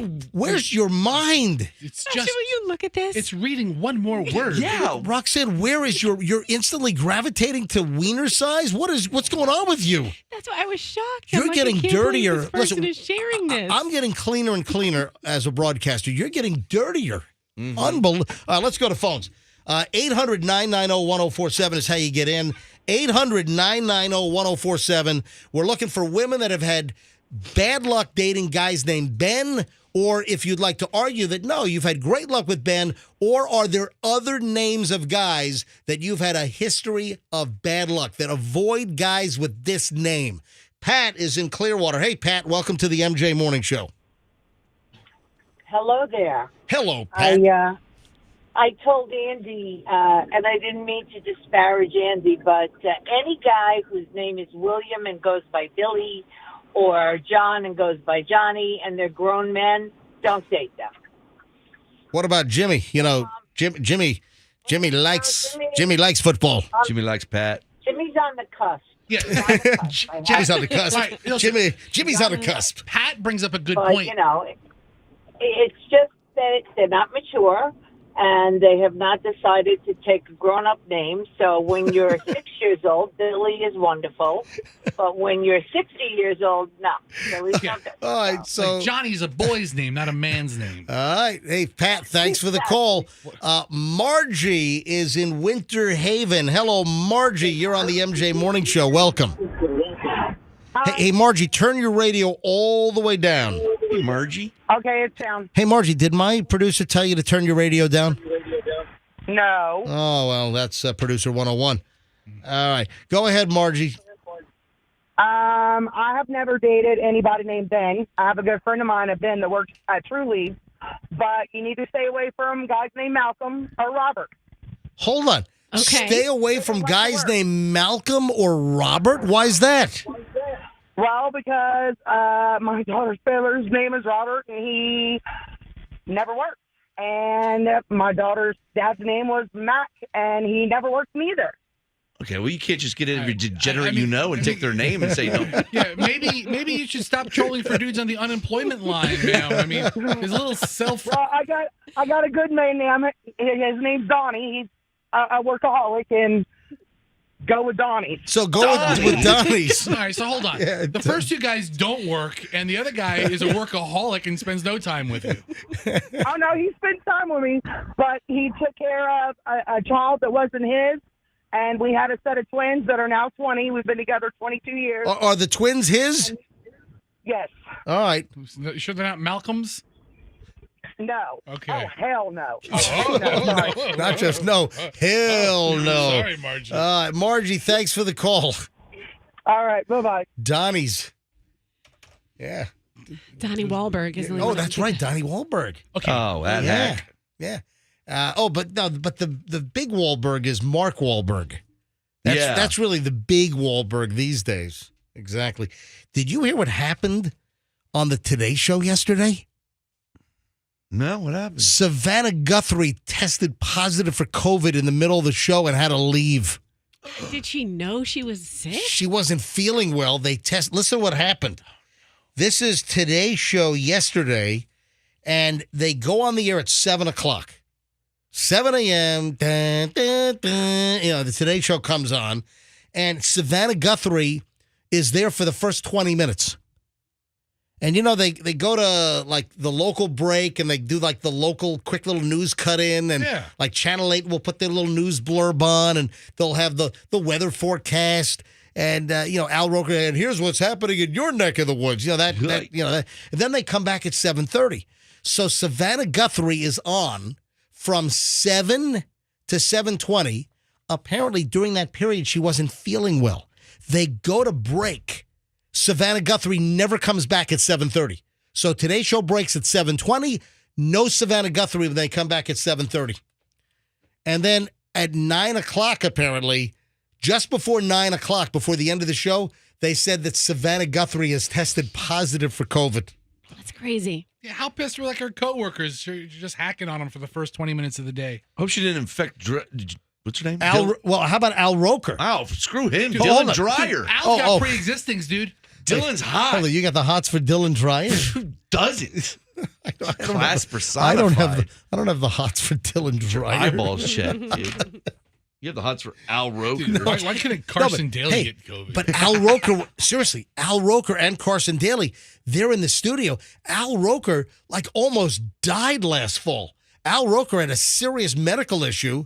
And Carson Daly could afford to lose a couple pounds by getting sick. Yeah, seriously. Badass. Best thing to happen to him. But here, Al Roker might have been exposed. Al Roker's already in a frail condition. Yeah, that's Savannah. But wait a minute. There's more.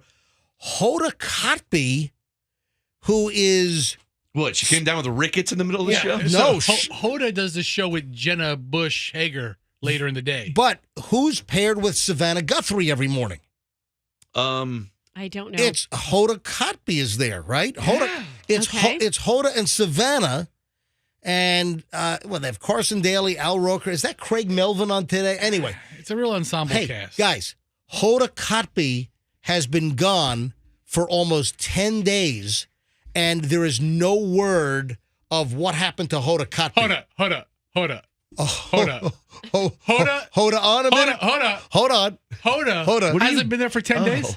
Hoda Kotb. Her name. I'm like, what are you doing? Hold on, everybody. Hold on the phone. All right. Hoda has been gone for 10 days. What? Yeah, this is weird. And then Hoda Kotb apparently posted on her Instagram yesterday this cryptic deal of, like, heaven. And it says, choose hope. What? Does she have some kind of deadly disease? Was she diagnosed? What is going on with Hoda Kotb on the Today Show? Maybe it's not her. Maybe it's like a family member or something. I don't know, but look at this. I'll hold this thing. It's not in color, but can you see this? I'm holding it up to MJ TV right now. Take a look at this. How are they not talking about it? It's blue sky, and then below are the cloud layer. So when you're up in an airplane at 35,000 feet, and you look up and you got blue sky, you look down just a little bit, and you're right above the clouds. That's the image that she posted, and then written in the blue sky, it says "Choose Hope." Okay, MJ, what time is it right now? Exactly right now. I'll build in the delay. It is 8:04 and 35 seconds. Okay, so 34 minutes ago and 35 seconds at 7:30 a.m. the Today Show finally addressed it. Oh, what's going on? And they said, Hoda is handling a family health matter, and she's okay. Nothing's going on with her, but she's dealing with an issue with somebody in her family. That's what I just said. Yeah. So we were How right on did the you know? So this was posted earlier this morning. So this was posted half an hour ago. Yeah. Craig Melvin said it. But they didn't address Hoda Kotb for, days, and then Hoda posted this cryptic message, and people are like wondering, is she like on her deathbed? What's going on? Yeah. So they finally addressed, is there audio in this? Paragraph 3, I guess there's video of it. I think when you're on your deathbed, I think you roll the video. Just don't do click that video. It might be a social media stupid posts. commercial. I don't know. Hang on. We are back at 7:30 on this Wednesday morning, giving a little camera time to our friends in Rockefeller Plaza. Yeah, we'll get outside in just a bit. Meanwhile, we mentioned Savannah and Hoda are both off. Savannah, she is at home after a positive COVID test yesterday. I think he's sick. We are wishing our friend a speedy recovery. And as for Hoda, we know a lot of you have been wondering how she's doing. We Where's can tell Hoda? you that Hoda's okay. She's got a family health matter that she has been dealing with. So we look forward to seeing Hoda and Savannah back here at the desk very, very soon. That's right. We love you both. How about your Papa Ricola? I think that that's that Craig Melvin guy. Give him a lozenge. Hey, listen. Let me tell you about Ricola. I could use one right now. Hoda. Just want y'all to know, Hoda's doing fine. She's home, taking care of some family matters. Hoda. Can I get one of those? Does she have a husband or something? I have no idea, but that's. I don't know. She has Can family you imagine members. you're in the Today Show studio and Savannah tests positive in the middle of your show? You know, listen, that crap is still floating around, obviously. I would consider it an honor to get the vid from Savannah. Oh, did you see on the Buccaneer front? Uh-oh. You see who is getting cut, right? You better play that song. Oh my God! No. Who's getting it? A very well-known Buccaneer. Who is getting his papers? We have a song to play for him. Big hole, Leonard Fornette running downhill and rumbling inside the Carolina 30. Fornette, touchdown, Tampa Bay. He's getting released. Guess I should have known by the way he wore his hat sideways that he was badass. He's the type of player Tom Brady can rely on to run it or catch a pass. It leaves the defense numb when the party lady's lined up. Who else are you gonna choose? Oh, it was Super Bowl night. I guess that makes it alright, 'cause we know the defense is gonna lose. And honey, I said, Leonard Fournette, baby, you're much too fast. One last play of this parody song. Yeah, so the Bucs are cutting Leonard Fournette. He's done. He's getting his walking papers. So he has been released, Leonard Fournette. And this comes a year after he re-signed to a 3-year, $21 million contract.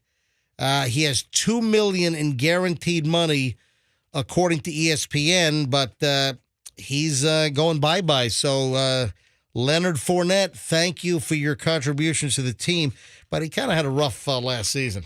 More like Leonard Forget. Yeah. You know what I'm saying? Listen, he came to town, helped Brady win the Super Bowl. Now Yeah, I he's- thought he was good. I mean, I thought No. Leonard Fournette is good. You know how much I He- love. I watch He him all went the time. through a rough patch, I guess, last season. Yeah, I remember that, man. Didn't really produce. All right, stop. Yeah, Andrew. yeah. What? Don't fall into Froggy's trap. What? Froggy doesn't know anything about NFL. No football. way, dude. He was, he was playing good, and then he fell into a trap. Well, it would be playing well. Can you please use he proper? was playing more better than he did before. Do you know what position Leonard Fournette plays? What? Right. What is it?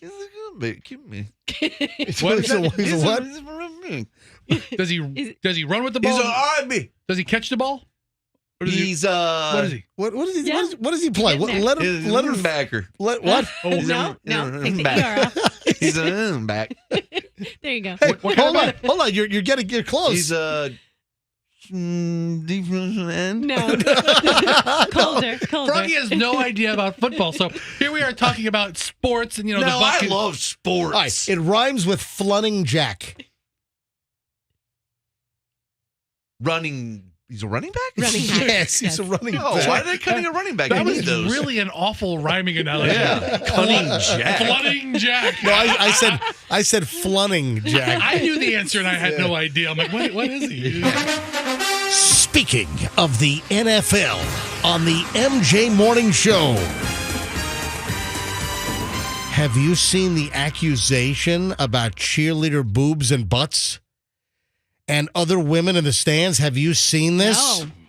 Oh, seriously, Roxanne, you don't know about you're Miss Sports over here, and you don't know what the NFL's being accused of? I thought you were going to say you're Miss Boobs and Butts. The cheerleaders are so I went to a football game and the cheerleaders are so distracting. I can't even watch the game. Where was this? Which football game? At a Bucs game? Yeah, man. Tampa Bay Buccaneers. All right. I'm a big football fan. I wonder if any Buccaneer boobs and butts are in the archives. You're telling me you don't know what's you don't know. No, I just Googled cheerleader boobs and butts and nothing came up. There is a big controversy brewing right now. Oh, no. And I'm going to tell you about the controversy right now with the NFL.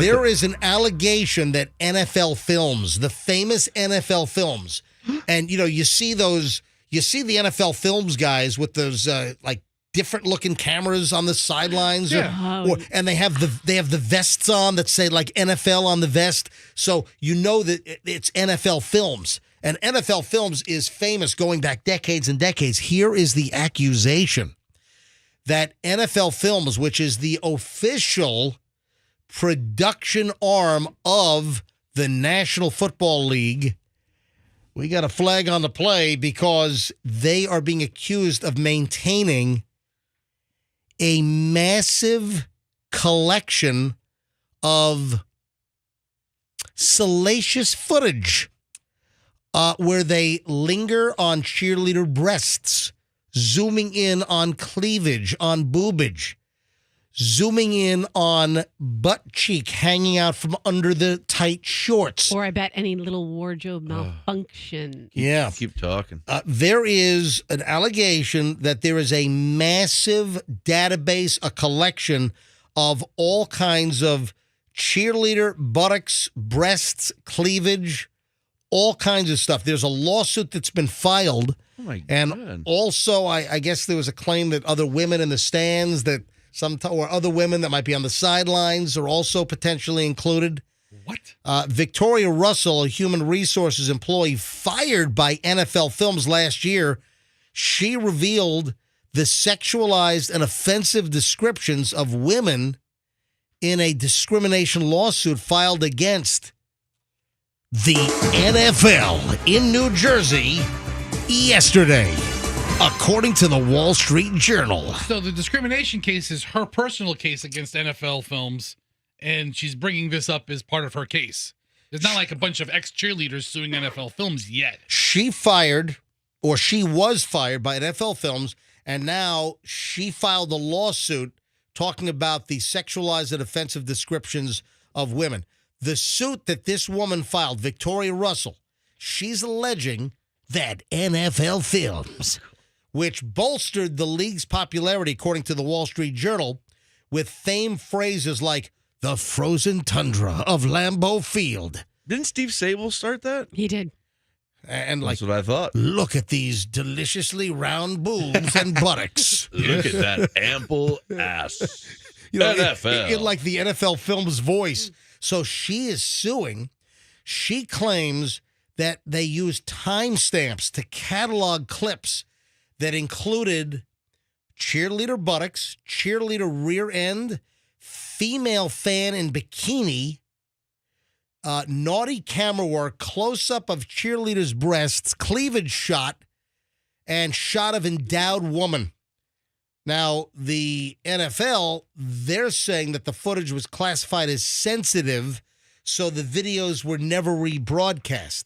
Now, I got to be honest, that's a pretty clever comeback. That could be true, but she's maintaining, no, for like edification, for gratification, for sexualized reasons, that they had a whole archive of like a compilation of all of these like seemingly near pornographic shots of cheerleader and other women's body parts. How is it pornographic? Yeah, honestly, they're in their cheerleader outfits approved by their team in the NFL. But they're zooming in. They're taking pictures that wouldn't normally, and then they're doing a whole that. Listen. This might be a bogus lawsuit. Roxanne, your thoughts? So these videographers and editors don't have access to the internet. They have to like get excited by going to work and looking at the clips, their archived clips of. They can't just get their satisfaction somewhere else, or they have to go back to the Dallas Cowboys cheerleaders. Every cheerleading team has a couple males now. It's not just, listen, The Price is Right as a male. I don't want to see the male showing me the car on The Price is Right. I do. Huh? You sexist pig. Yeah, I want to see where the gas nozzle goes. Show me, Ralph. Show me now on that Kia that I won. Are you saying that Ralph is going to show you with his hose? Yeah, I don't know. I don't know. Wait a minute. Hold on. Am I reading this wrong? Are you suggesting the male model on The Price is Right ought to open up the gas door. It's a new game. And stick his unit in the gas nozzle? Hole in one. Okay, I wasn't suggesting that, but I am now. That's gonna burn. Yeah, that's gonna really, really, really not work out well. Listen, MJ, wouldn't NFL films have everything cataloged? Yeah. I mean, how many videos do they have of little dogs racing and catching frisbees during halftime shows? I mean, they have everything I used to cataloged. remember back in the 80s, 90s, they would release those movies like NFL's funniest moments. I would buy every one of them. I loved them. Listen, I'm just letting you know that a lawsuit has been filed in New Jersey, and that's the claim from the NFL. This has been NFL Boobs and Butt on the MJ Morning Show. All right, take camera 2, zoom in on the redhead with the big ones. All right, zoom in, closer. All right, not that closer. redhead. Not that redhead. That's Andy Dalton. Oh, God. Get away. Hey, Roxanne, guess what? What? Is your kid's arm broken, yes or no? I'm going to find out as soon as I get out of here. It might just be sprained. Might be. So we don't know. We don't know. Because I got an activity for your kid, but I don't know if your kid can be in an arm cast for this to happen. Do we live in Little House in the Prairie times? Your kid broke her arm 2 days ago. Yeah, and she's like, I don't know. No, I don't know. Oh, okay, listen. First of all, We've got to take the horse and buggy all the way to Charlottesville. I know. It's going to take 3. Oh, I'm sorry. We got to go all the way to Newport News. Yeah, I mean, Monday the kid injures her arm, and today's Wednesday. Well, We're up in the mountains of Stanton with only doctor that can see us is down in Newport News. Okay. Go see Doc Jed. Listen, the doctor I wanted to get into wasn't available until today. So he said as long as she's in her thing that she's in right now. If you don't know the story, Roxanne, the breaking news, and I mean quite literally, it could be breaking news because Roxanne's daughter, did you ever find out how the hell she possibly broke her arm at dance class? No. It's also acrobatics, but I do have to say, we're hoping it's a sprain because she's always doing cartwheels both ways. Somersaults, flips. Here's the deal. Yeah. Roxanne's daughter possibly broke her arm at dance class on, Monday night? It was Monday night. And again, I don't know what kind of rambunctious, jacked up sugar kid you have for her to break an arm. Did you hear her last night on the phone? I was actually trying to keep you on the phone to annoy you. I called Roxanne. I'm out walking the dogs. It was like 6:30 last night. I'm walking the dogs. And I'm like, let me call Roxanne and see how her daughter is doing. And very nice. Very 5-year-old, what's her name again? Evelyn Jade. So 5-year-old Evelyn Jade, I call up and I forgot the name. So I said, hey, how's your kid doing? So I forgot your kid's very thoughtful. So, but I called up because I was being thoughtful. Yeah. And then the kids are like auditioning for a banshee role in the background. What is going on at your place? You called it my witching hour. We bought a zoo right in your background there. That's what happens at dinner time. You're trying to cook dinner, talk on the phone. Your kids want your attention. So Roxanne's kid hurts the arm. They thought it was broken. On Monday night, you guys went to one of those 24-hour emergency urgent care places, and they x-rayed, but then... The x-rays were inconclusive. The weird thing is her pain is in her near her wrist. But they say that could be deferred pain. That the possible breakage could be at the elbow. It could be an ulnar radiation to the wrist. Yes. So we both. Did that sound official or what? It really did. I concur. Do you concur, Dr. Froggy? I concur. I concur, Dr. Froggy. Yes, go ahead. So there was both the doctor and myself noticed on the x-ray on Monday night that there was like a circle right where her elbow was. Oh, that's ringworm. And she's playing in mud. She's got pinworm. So the doctor is she itching back there too? No, she's not. No, she doesn't have an itchy butt. She's got a big old pinworm problem. She doesn't have pinworm. Go ahead. So then the radiologist the results were inconclusive. He didn't like the way that the picture was taken. So they couldn't tell us. But the doctor in urgent care and I both saw something, but the doctor's like, well, it could be a huge... You saw something, but the radiologist... Did you find out, was this thing read remotely like in India? Maybe. Yeah. I don't know. No, I love the care I get at that urgent care. I go there. I want if I get an x-ray or something, I want that read... like locally. Yeah. I want it read by like someone in front of me, but that's a deal. You don't know if you get an x-ray or you get something, it could be read. And this is a big deal. There's so much crap that is outsourced offshore. Your x-ray could be read by some dude in Mumbai. Seriously. Could be. Those urgent places do it right. I mean, for my kidney stones, they gave me urinalysis right there. They do it all there. Yeah. I like a good urgent care. So now we're waiting to find it because you have an appointment today. Yeah. So my fingers are crossed that that's just a growth plate that we saw and that her wrist is sprained because sprains can hurt quite a bit. I saw those on the Franklin Mint. Those are nice. Growth Now, plates. do we know where Fester disappeared? No, I think I just started telling the story and he just walked away. Andrew, is Fester in your booth? Maybe he has a lead on how to fix his car. By the way, we're going to open up some MJ Morning Show mystery merch packages in just a couple of minutes because we're kind of clogged up over here. And Fester, hey, can you yell down the hall for Fester to get back in here? Because Fester is getting complaints. People are texting Fester on his personal cell number. Hey, folks, can you text Fester right now and tell him to get back in the studio? Fester's cell number is 813-310-8444. Tell Fester, where are you? Get back in the studio. We're doing a show. He walked out. I don't know where he went. But we're going to open up some new mystery merch packages. The reason why I was bringing up your daughter is I'm truly concerned. I hope her arm is not broken. But if she is in a cast, it could preclude her from... And when I saw this, I thought of only one thing. What? Do you know what's coming to the Tampa Bay area? Do you know what's coming in April? I'm sorry. It's coming in March. So this, I printed this story out. This month. Today's March 1st. Yeah. The circus? Do you know what's coming to the Florida State Fairgrounds? Willie Nelson? For 3 days only. Friday, Saturday. No, Willie Nelson That's the Strawberry he's Festival. going to the Strawberry. You know, Michelle wants to see Willie Nelson. I think you better buy tickets now if it's not sold out. We're out of town or something. I don't think we're around for Willie Nelson. So Michelle's all bummed about that. And I understand. Does he light up a giant doob on stage? He only vapes now. Really? Yeah, I was reading a story. Well, dude's like 90 years old or something. But do you guys know what's coming to town? What? The world's largest bounce house. Oh, my kids will love that. I remember reading about that. It's already here. Okay, yeah. The Big Bounce America Tour is going to hit the Florida State Fairgrounds Friday, March 10th, the 11th, which is Saturday, and the 12th, which is Sunday. It's the Big Bounce America. They say it's the biggest inflatable event worldwide. And this particular Big Bounce America tour, they have what they claim is the Guinness certified world record of the largest bounce house. All right, this looks awesome. It is the Giant is a 900 plus square foot, I guess, an obstacle course. You know, when what's the first thing when you think of bounce houses? And does this mean I'm really twisted? Oh. When I saw that the world's largest bounce house is coming to town, I know what you thought. I immediately thought of the world's largest bounce house doing what? I know. What do you think it is, Froggy?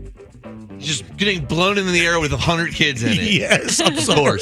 I'm sorry. Of course. Yes. Launching. You demented sick. The world's largest bounce house getting picked up by the wind and blowing like 150 feet up in the air. MJ's a sicko for thinking it. You're a sicko for knowing it, man. Listen, you would need like... Oh, man. There's videos out there of those things. That's what I'm saying. There are tons of videos out there of the bounce houses that get blown away in like a thunderstorm or something. The kids are inside. It's like, what is going on here? It would take a big gust. It would take the world's largest gust of wind. That's to do what I'm it. saying. The world's largest bounce house is carried away by a big wind gust. Dude, how big is it? There's a bunch of different. They have a whole bunch of different. Yeah, they have a whole bunch of different things. It's like a little world of bounce houses. Yeah, it's like a whole little village of bouncy crap that they put together here. It does look fun. I think I'm looking on their website. I think you buy a ticket and it's good for like a 3-hour window. And then you can go on all the different bounce items during the 3-hour window. Do they treat the MRSA after? Sounds like. What are you talking about? Nothing. Just I'm saying, just joking. I'm sure there's plenty of cleaning procedures. Yeah, I'm sure they keep it nice and clean. Yeah, I'm sure. You ever go in a bounce house for a really long time and then you try to walk on the ground just regular and it feels like you weigh 1,000 pounds? Nope. No, I can't. I don't know if I've ever been. You know what? I did go in a bounce house. Everybody's been in a bounce house. We were at one of Drew Hudgens' famous little Easter parties years ago when the kids were little. You know, lawyer Drew Hudgens. You see Drew's picture on billboards around town. So Drew Hudgens, he's an attorney. And you'll see his picture on some billboards, and we've known him for years. But when the kids were little, I mean, we're going back, 15 plus years. He had a cool little lake house up in Land O'Lakes. Yeah. And every Easter, they did an Easter egg hunt, and they had like the bounce house there and everything. That's cool. And I think I went into the bounce house with the kids there one time. But you always have that bully in the bounce house that goes up to like a little kid and jumps up and down and bounces right next to him and makes the kid go flying inside. Oh my God, that's what they were all saying about you. Who's this big kid making everybody else launch?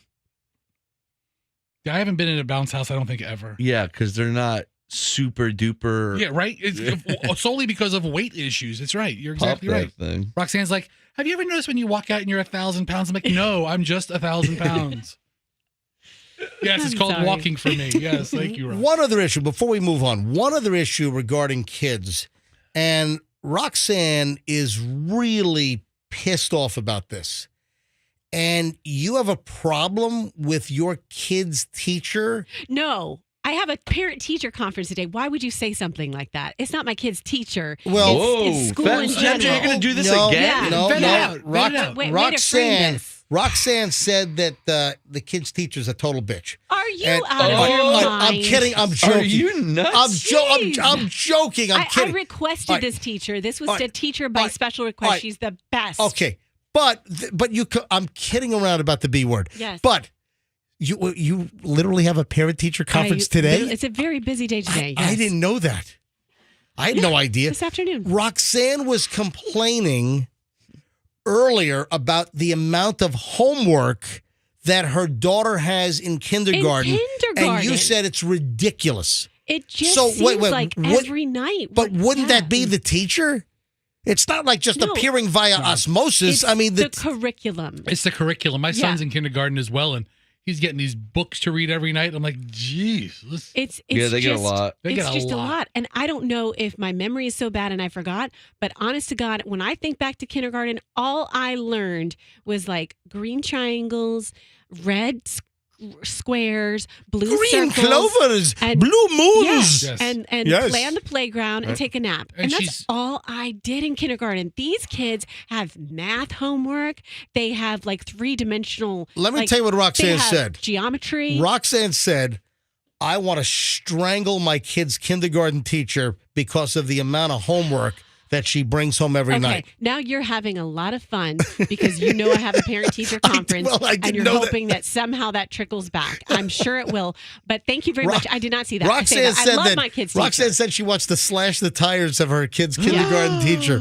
Is that what that piano wire you have? Now, seriously though. It's the curriculum. All kidding aside. So you're telling me it's not the teacher, that the teacher has to follow the curriculum? Yeah. But your kid is coming home. We're talking about a 5-year-old in kindergarten, and your kid has how much homework a night? I mean, half an hour, 30, 40 minutes, 50? How long? Minimum 20 minutes, but then we also do nighttime reading, which I would do regardless. But even if that wasn't assigned, I would do it. But it is also assigned. So the 20 minutes of homework plus the reading. Let me ask a question. Does Doug get all stressed out with homework? And because I could see him just being like, do you understand how to do this? Do it.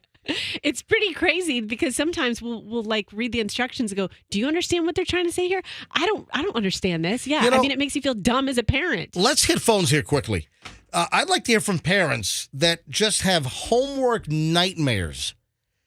And I'm pretty sure that I read something about homework recently. I'm going to try to remember here, and I think it's significant. But I would love to go to phones here. Are you a parent like Roxanne? Roxanne's got a kindergartner. And are you a parent of a an older child or whatever grade they're in, is homework out of hand? Do you think homework is good? Do you think it's just about right? Or do you think the amount of homework that your kid is getting, and I'd love to hear from people around town, different school districts, different counties, different cities. If you're a parent, what are your thoughts on homework? Because Roxanne is complaining. Roxanne complained to me off the air about, oh my God, the homework load for a 5-year-old, it's ridiculous. All right, 800-990-1047. That's the number to get in here. 800-990-1047. Would love to talk to you right now if you're a parent and you would like to address the homework issue. Is it out of control or is it okay? 800-990-1047. Let's go to the parent lines. We'll have a little parent MJ conference here on the MJ Morning Show. There you go. you like that? Yeah, and look, I'm all for kids being smart and learning as soon as they possibly can. But, some of the homework that she has to do requires a computer. And so there are 2 nights that she has to do 20 minutes apiece on the computer. Yeah. And I don't want her doing more screen time because I just kind of want her to come home from school, play, and run around and read. I mean, you hear them at dinner time and then, read before bed. Take a look at the phones. Take a look at the phones. What do you see? Oh, my God, every line. Yeah, I know. All right, let me go to phones here. And then I thought I read something about homework. Hey, Laurel, you're up first. Hold on. Laurel, I'll be with you in a second. And then Andrew's screening, and we got Betty's already screened, and then all the other lines are ringing. Andrew's screening. If you're ringing in now, just wait. Andrew will get to you in a second. I thought that I read something in the last, I think, year that there's like some research that shows that it's not beneficial for the kids to have homework, that when they get home, it ought to be downtime, and that too much homework actually interferes with the learning at school. I swear I thought I read something like that. It becomes a grumpy experience at home. You want to have a good evening, afternoon with your children, and they're in a bad mood because you have to sit there and struggle through homework with them because they're tired. We got to find that. I'm telling you, I thought I read a story about the argument against having homework. Hey, Laurel's in Tampa. Hey, Laurel, you're on the MJ Morning Show. Hi. Morning, MJ. I have a kindergartner the same age as Roxanne's oldest, and it is a problem. She's in Hillsborough County, and Monday through Thursday, I have at least 20 to 30 minutes of homework that I have to do with her, and it's just ridiculous.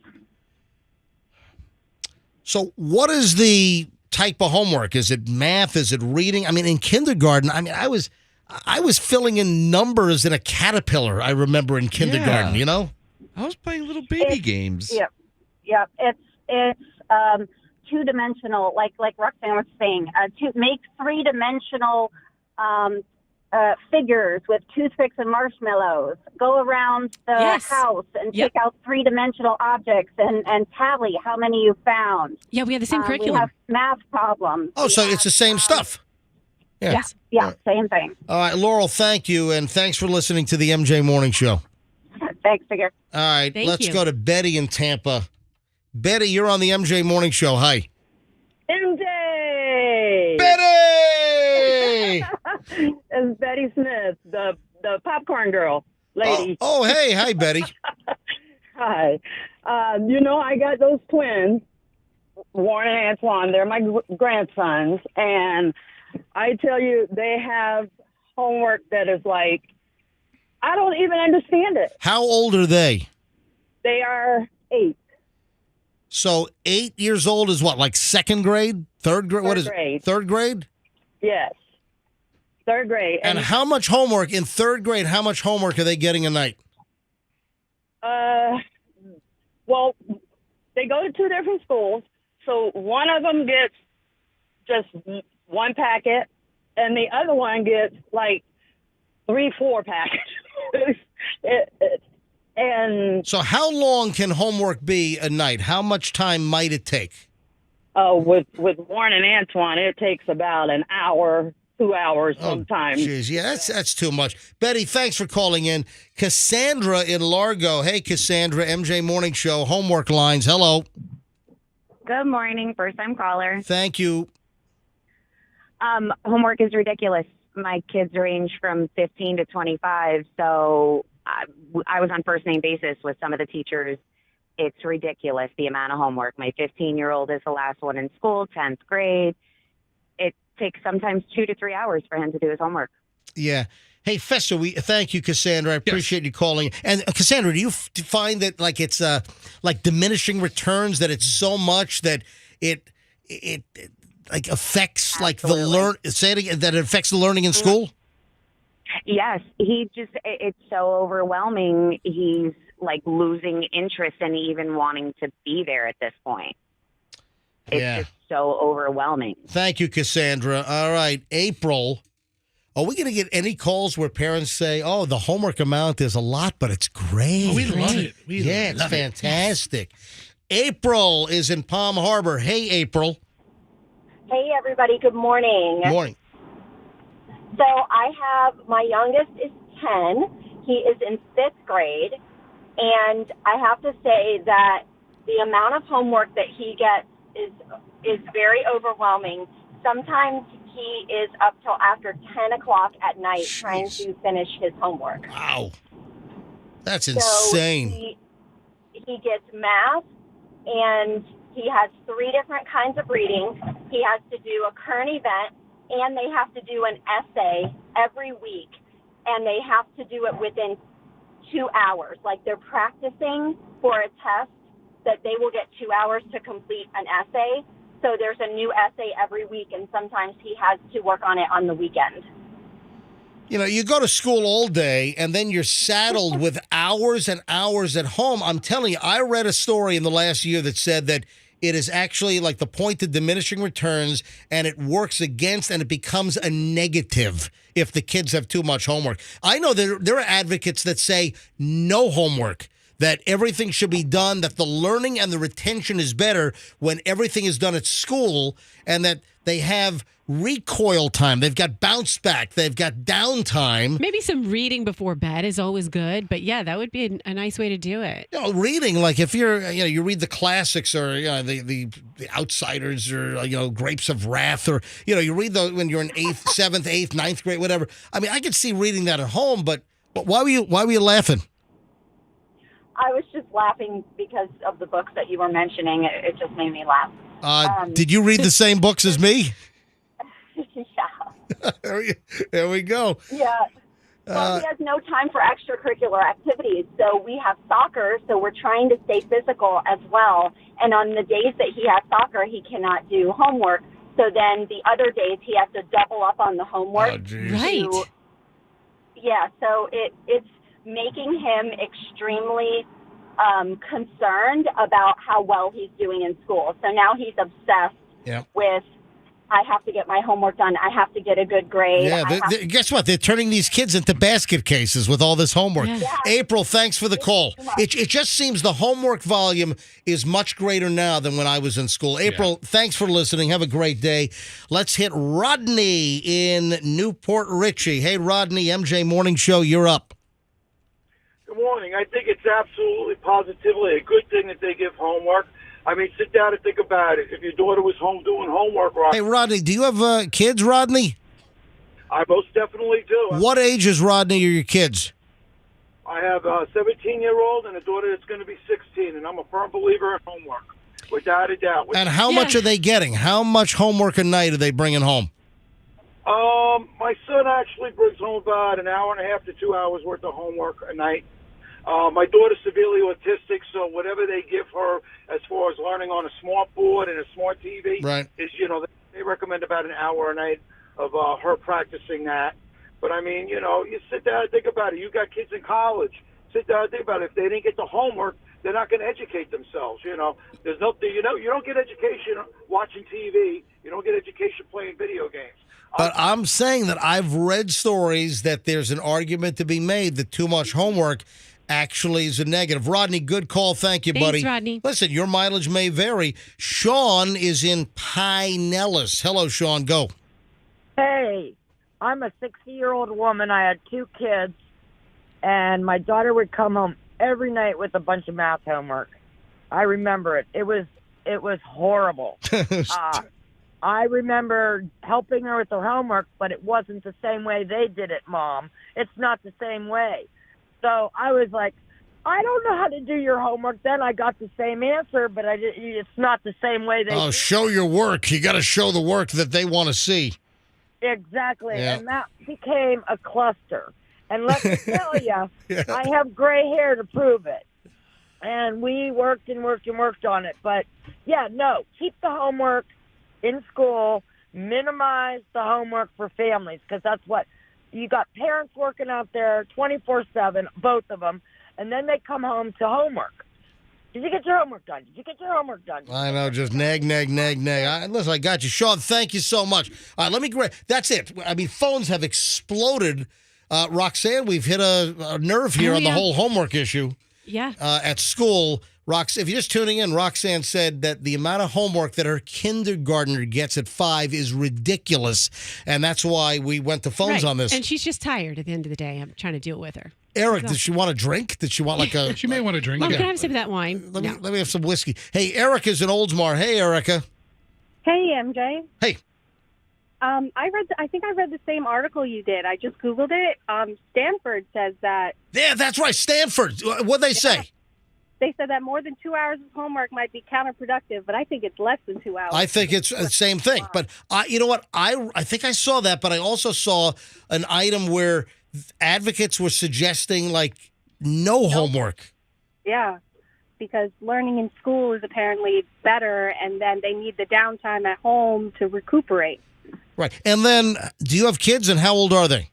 I do have kids. My son is 3. He's in preschool, but he even gets homework. Wow, what the? What can he do? Color this dog and stay in the lines and stack 6 blocks on top of each other? What kind of homework is your 3-year-old bringing home? They want him to color sort things, and then they, of course, have reading every night, which I do anyway. But they send home activities for him to do, activity workbooks and stuff like that, and I think it's getting to be too much. All righty, thank you. Appreciate the call. All right, 2 more, and then I've got to move on here. 2 more phone calls. Let me grab Anna in St. Pete. Anna, you're on the MJ Morning Show. Hi. Hi, good morning. I am glad you got my call. My kids actually go to a school that has no homework. Okay. Tell us about that. Yes, and that is actually when people talk to my kids, that's the first thing they say. They're like, what do you love about your school? And they're like, no homework. It is a school in St. Pete called Indie Ed, so like independent education. Right now it's K through 8, and the kids actually work in ability level cohorts. So they're mixed age, mixed grade. Ability level cohorts. It sounds like it's like a team of mobsters knocking off banks. What the hell? They're learning to read, you know? Right, okay. Wow. And it's really amazing to see it work. And actually, in their grading, the kids are given the opportunity to self-grade. They're very aware of their ability level in math, reading, social studies. It's really, truly an amazing place. Anna, thanks for the call. Oh, Andrew wants to know, my producer Andrew, are you a hippie? No, actually. I might be, like, partially. But Anna, how old are you? I'm 37. Okay, and then Roxanne just held up a note for me. How much weed does she smoke? You know what? I don't. I probably should, though. Okay, all right. Thank you, Anna. We're joking around, totally Anna. Joking. Anna, That's all right. I appreciate it. All right, one last call. Gene in St. That was Pete. a joke. Hey, Gene, you're on the MJ Morning Show. Hello. Hi, Gene. Good morning, everybody. I just wanted to say I used to work in a school in Pinellas County, and there was a classroom that they were called the STARS program. The kids were so burnt out from doing homework that these kids wanted to quit school, and here they were only in 5th grade in grammar school and that they're just pressuring the kids to do all this homework that they said, I don't want to do it anymore, and they would just quit. I mean, that's ridiculous. Yep. All right. Thank you. We'll leave it at that. Gene in St. Pete. So are you going to mention to your kindergarten teacher today at your parent-teacher conference that the homework is out of control and she needs to do something about it, or else you're going to do something about it? Oh. I'm absolutely not going to say that. In fact, I'm going to be like, hi, Mrs. So-and-so. I want you to get in her face. Not sure if you know. I'm not sure if you know anyone that listens to the show, but no, I'm not going to say that. What's the teacher's name?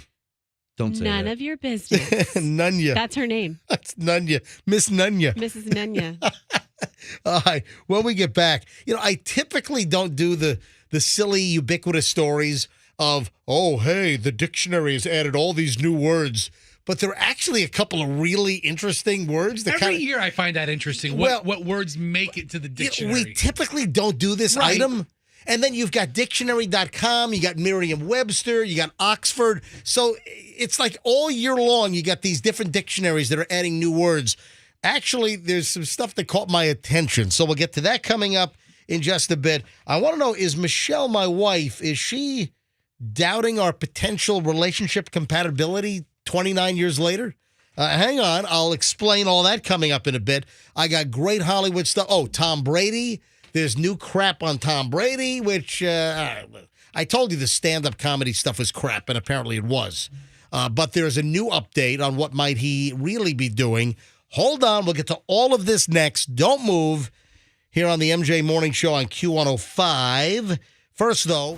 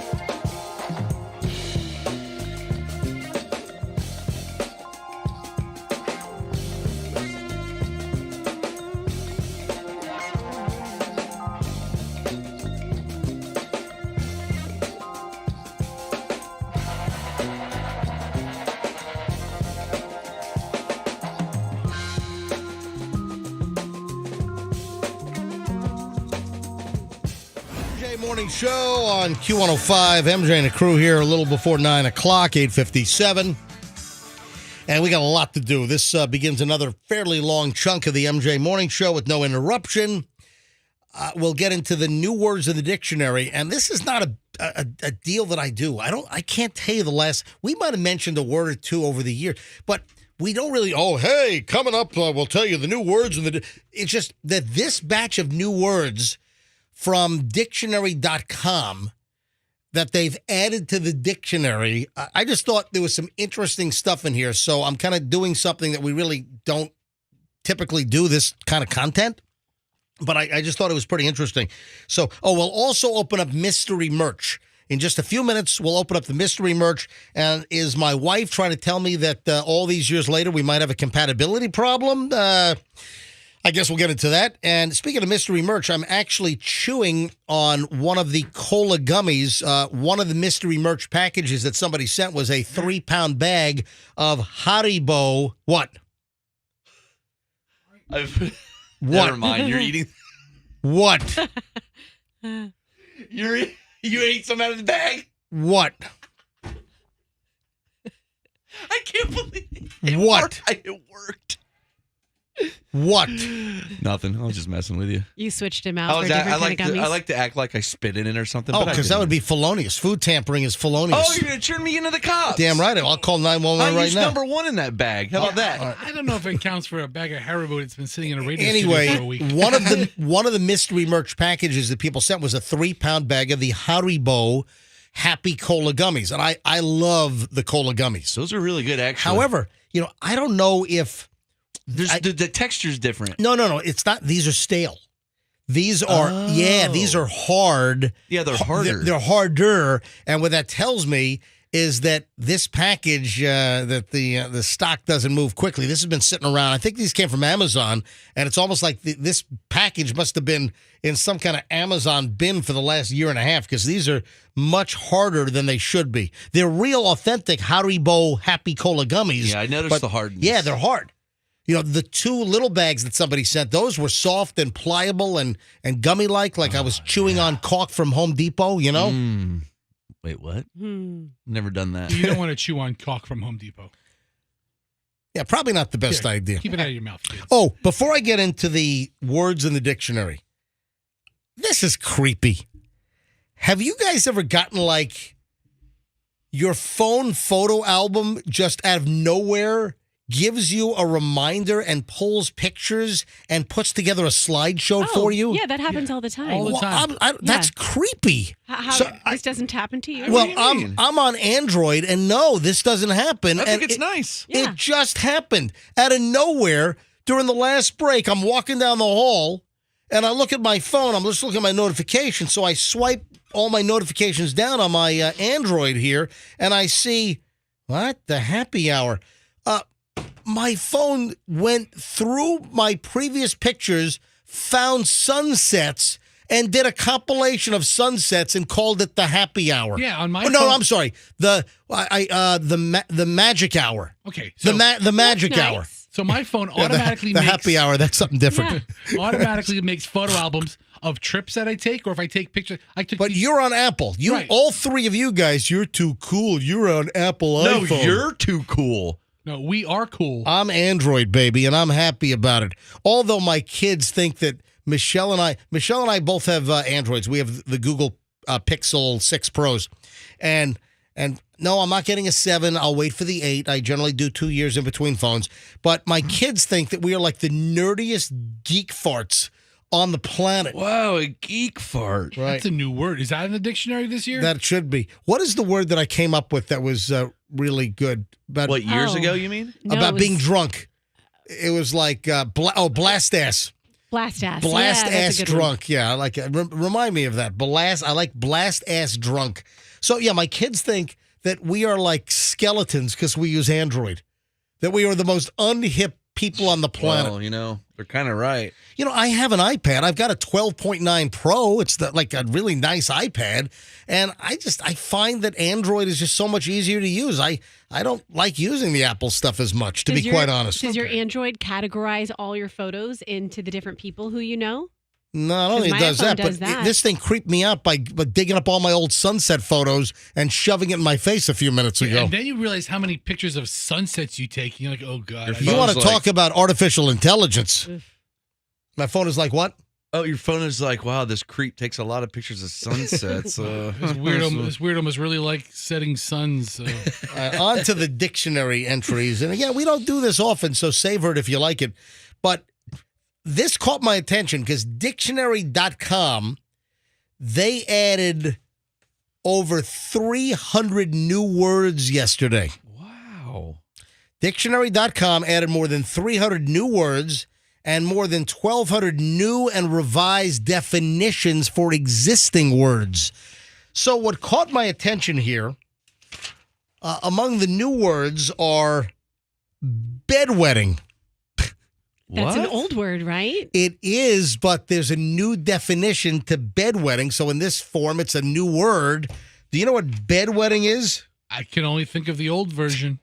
I mean, the OG definition is what I would think. The literal bed wetting your bed, peeing the bed. Bedwetting, one of the new entries here at dictionary.com. Bedwetting, exhibition of emotional overreaction as anxiety or alarm. Wasn't that crying? To events, especially major decisions or outcomes. So if you have meltdowns or if you have anxiety and you're all, that's like you're a bedwetter. What if you have one of those dreams where you think you're going to the bathroom and you're like, I'm pretty sure this isn't a dream, but I feel like this is right. I had that dream in my 20s. I had one 2 weeks ago. I had a dream. I was I think it was close to Michelle and I getting married. So it was maybe 26, 27, 28 years old. And I had a dream that I was in a restaurant and I excused myself to go to the bathroom and I walk into the men's room. It was so realistic. I walk into the men's room. I go to the wall, to the urinal, unzip, and I just start, You didn't think about it? I always think about it first. Hold on. I start in my dream. And then I actually peed in the bed. Yeah. Because I thought I was at the urinal in a bathroom. Okay, so let's call dictionary.com and have definition C and then your picture. All right. Now, here's the next one. Do you know what cakeism is? Cakeism. Cakeism. Cake is delicious. It probably has nothing to do with the actual cake. It's how you make cake babies. Cakeism is the false belief that one can enjoy the benefits of two choices that are in fact mutually exclusive or have it both ways. So it's sort of like having your cake and eating it too. Okay. Yeah. These are dumb. Now that's called cakeism. Wait a minute. This is like Urban Dictionary. Hang on. Speaking of cake, do you know what cakeage is? Cakeage. This is another word that has to do with cake. Cakeage. Cakeage. Sounds like cake that got stuck somewhere it shouldn't have. Like you got a lot of money. I got a lot of cakeage. I got some cake stuck in my crotch. Oh. I don't know how that happened. Yes, you do. Got a cake fetish? It's a good party. American Pie. Oh, that's a delicious cake. Oh. All right, so hope it's not ice cream. Yeah, I go with Froggy. Cakeism is like accumulation of assets or wealth or something. No. Cakeage it is. Cakeage. Cakeage. What happens when you bring a cake to a restaurant from the outside? For instance, where were we? I just saw. I just did it on Friday. Saturday. Wait a minute. Where was I? I saw so on Saturday night, like I said, we went to Pont Modern American. We had a 6-top.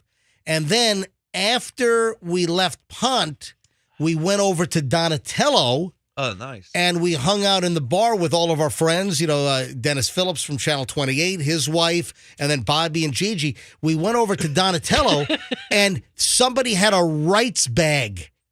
Guess what? They had a huge Wright's bag, and I thought I recognized the cake, and it was the famous Wright's Deli chocolate cake. And they, I guess, brought the cake in. They had dinner at Donatello, but they brought in a Wright's chocolate cake for the birthday cake because they had a birthday balloon there as well. That's a good cake. And so, what do you think cakeage is? Well, I will tell you on Saturday. And by the way, Saturday, the band at Donatello on Friday and Saturday nights, that band is fantastic in the bar at Donatello. So, cakeage. Okay, I was at Olivia on Saturday, as you know. We know for 6 hours, and they were like, when are they going to leave? Oh, my God. Brought in from Wright's. I went to Oh, you did? Chili's. Yeah. So we went to Culver's, and they had the ice cream there already. Have you heard so custard there? Have you heard of that new bakery, Wrongs? It's really good. Rights and wrongs. Everything's wrong. It's just like, what is this cake? It's like, They give you the wrong cake. Hey, snails? speaking of custard, I heard that there's a new place, Andy's Custard. Have you heard of them? Yeah, I have. I haven't. Have you been there? No. Stop chewing on the mic. I'm sorry. I'm chewing a gummy. I heard this Andy's Custard. I like Culver's. I think Culver's is great. Yeah. But I heard Andy's is a new custard place. This is really good as well. Cake is so someone a texter told me that cake is a code word for something in this usage. That it is a code word for booty. No, it's not. That's peach. Cakeage. All right. What is it called if you bring a bottle of wine to a restaurant? Uncorking. Well, but there's a term for that. What happens? Some restaurants. It's corkage. Corkage. Corkage, Roxanne. It's called a corkage. Yes. I'm losing it on all of you. It's a corkage. Dude, what is wrong with you? I don't know. We're just mentioning all these odd restaurants with people we would go to dinner with and going back and forth. I'm just mentioning. Cakeage is bringing your own dessert. Fester, you need to be medicated. Dude, you need to move on with something. Come on, man. You need to get medicated, man. Something's going on. I'm for 5 minutes wondering what cakeage is. We all think something's wrong with you. Something's wrong with you, dude. You were so nice when you had MSG. You were so nice when you had your MSG. I want some MSG. Yeah, your myasthenia gravis. I want some nice Asian, Uncle Roger says MSG is flavor. He's right. All right. So cakeage is... Froggy. Dude, I saw Uncle Roger doing stand-up, and it was hilarious. Hey, is something wrong with Fester? Yeah, I think you're a little drunk. Your patience. Roxanne, is something wrong with Fester? I think this is Fester. This show's taking too long. This is the real Fester. It's a 4-hour show. The same time every day. It does. It takes the same time every. All right, here's the deal. So cakeage. Yeah, Fester. it's uncorking. No, it's corkage. It's just corkage. No, hang on a minute. I'm sorry. So cakeage, I would guess I cakeage asked is for what is corkage? Corkage would be a fee you pay to bring your own bottle of wine to a restaurant. A cakeage would be a fee you pay to bring your own dessert to a restaurant. Exactly. Oh my God. So there's a. How many other words do we have? 107. Oh, no. So cakeage is like corkage. You bring a bottle of wine to a restaurant. Some restaurants will charge you a corkage fee. I've never heard of that. Oh, yeah. That's pretty common. For them to open up your bottle of wine, sometimes they'll charge, $25 or $30 corkage fee. What if you bring a little bottle of Yellowtail? the cheapest wine possible. Where the corkage fee is 5 times the price of the bottle of the wine. No, but cakeage, it's the same concept. That if you bring your own cake to a restaurant, some restaurants will charge a cakeage fee if you bring something in from the outside. So that's what cakeage is. Interesting. There are a couple others. I'm going to do these quickly here for Fester's benefit. Not mine. Because Fester doesn't want to have the nice conversation on the radio like what we do. Cake is a woman's booty. Cake is I've never heard that. Look it up. Cake is a woman's booty? I just found it. Yeah, is it in the dictionary? Urban. Okay. It's the Urban Dictionary. Okay. I'm not sure that's official. I mean, it's not exactly dictionary.com. All right, next. Hellscape has been added. We all know what that is. You know what a newlywed is, but what's a nearlywed? That's a new word added to dictionary.com. Nearlywed. Is that me? Is it what I am? Is that Doug? Yeah. It's a person who lives with another person in a life partnership, sometimes engaged with no planned wedding date, sometimes with no intention of ever marrying. That is Roxanne and Dig Dug, 100%. And Doug. The Nearlyweds. That is a good way to describe it. It's the Nearlywed game. Then, let's see, a petfluencer. What the hell? I know what that is. What is a petfluencer? That's New easy. word. That's just someone who puts tons of photos on IG of their pet, and they have a lot of followers, so they're an influencer. Somebody that gains a large following on social media by posting entertaining pictures of their dog or cat or other pet. You're a petfluencer. Ugh. You know, I hate influencers. When I hear what do you do? Oh, I'm an influencer. What do you think you're trying to do with your IG? You want to be an influencer. You're just jealous. People follow me. I'm a radio guy that I continue some of my content on my Instagram. I'm Is sure what you I would do. turn down all those sponsorship deals, wouldn't you? Huh? That's right. And speaking of my Instagram, folks, you ought to give me a follow at Certified MJ Radio. If you're on Instagram, give me a follow, Certified MJ Radio, and take a look at the coyote that I spotted in the parking lot. It's like the second or third video on there. Seriously, yesterday, coyote in the parking lot as I was coming into work. And then Michelle and I, we're heading over to see Chloe in Scotland after the show tomorrow. So you want to follow me because I'll take you along to Scotland and do a video. Hey, I'm hoping we see the Northern Lights. The Northern Lights have been amazing in Scotland. Chloe's like, oh my God. No, the actual green streaks. Oh, you're talking about in the sky. The real Northern Lights, yes. I'm thinking of like a great Scottish band. We're the Northern Lights. All right, do you know what queer baiting is? I'm offended by that, first of all. Yeah, that sounds offensive. And then one more after this. Queer baiting is a marketing technique involving intentional homoeroticism or suggestions of LGBTQ plus themes intended to draw in an LGBTQ plus audience without explicit inclusion of openly LGBTQ plus relationships, characters, or people. Queer baiting has been added. It's a lot of letters. All right. Two more. Do you know what a super dodger is? These are all new words added to dictionary.com. What is a super dodger? Mike Piazza. No. Tommy, sort of. No. A super dodger is anyone, for unverified reasons, remains unaffected or asymptomatic even after repeated exposure to a contagious virus. Super dodger. That's you and me, MJ. Yeah, I think maybe we're the only ones that haven't had the COVID thing, you know? Super dodgers. Do you know what cake by the ocean means?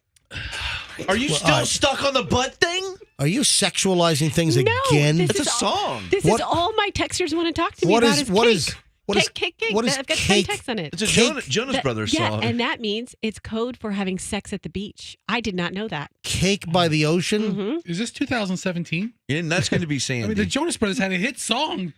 Cake by the ocean. Did they really have a song? It's a Jonas Yeah, Brothers my song? kids love that Cake song. by the ocean? He was meeting with like a British bum, producer. Oh, I heard that. A British Cake producer. by the ocean. No.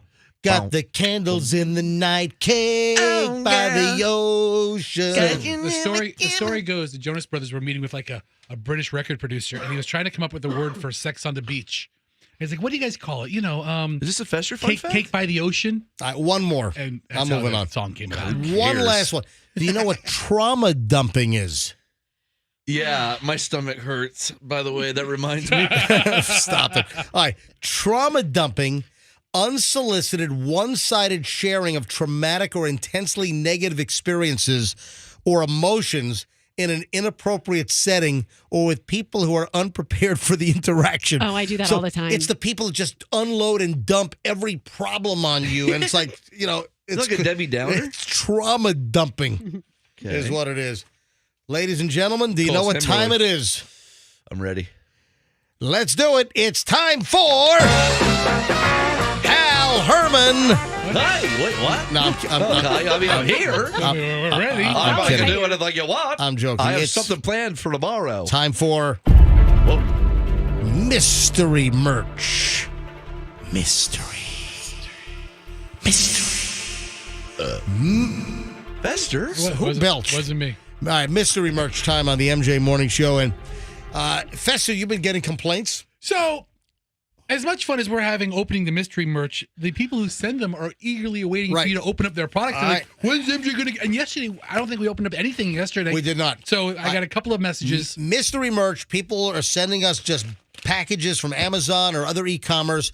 People are sending us cheap stuff, expensive stuff, mostly cheap stuff, and funny stuff, serious stuff. And it's mystery merch. You mail us a box.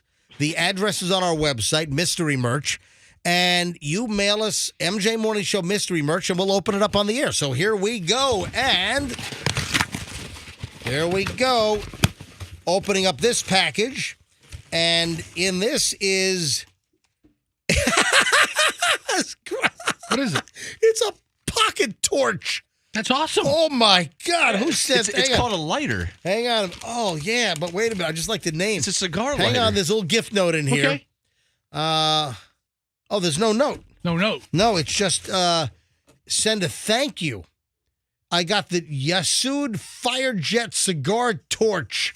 That is awesome. Fester. Oh, man. I got to fire this thing up. That's not for you. You don't smoke cigars. Yeah, I'll bring some cigars in. We'll start huffing and puffing. It probably is for Fester. Yeah, it's awesome, baby. I love it. Hang on. Does this thing have like a whole plastic coating on it? Does it have butane in it right now? That doesn't seem too safe. Yeah, they come filled. Do they? Yeah, but this thing is all... Oh, I think it is. My dad has a refilling thing. This thing is all sealed up in plastic. You're gonna break it. I think... No, but it's sealed up. It's like in one of those use scissors blister packs that like are nearly impossible to rip open with your bare hands. Do we have scissors here in the studio? Go to your little drawer of goodies. How does this thing?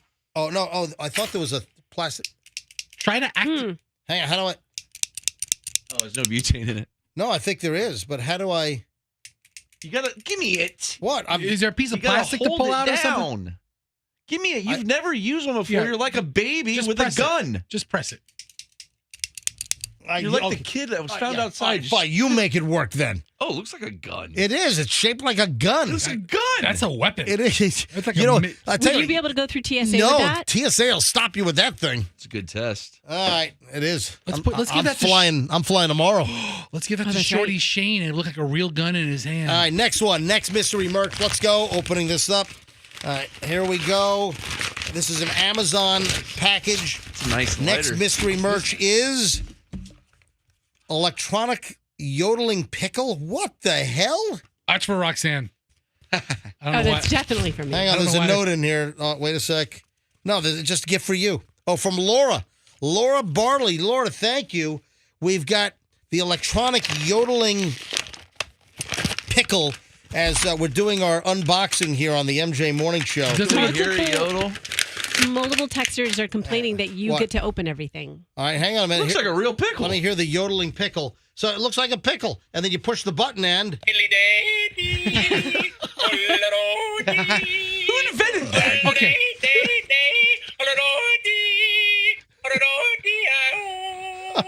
Oh, God, let me see that. I want to feel it. Like MJ, a minute ago, I snarkily said, It's a yodeling pickle. It's like...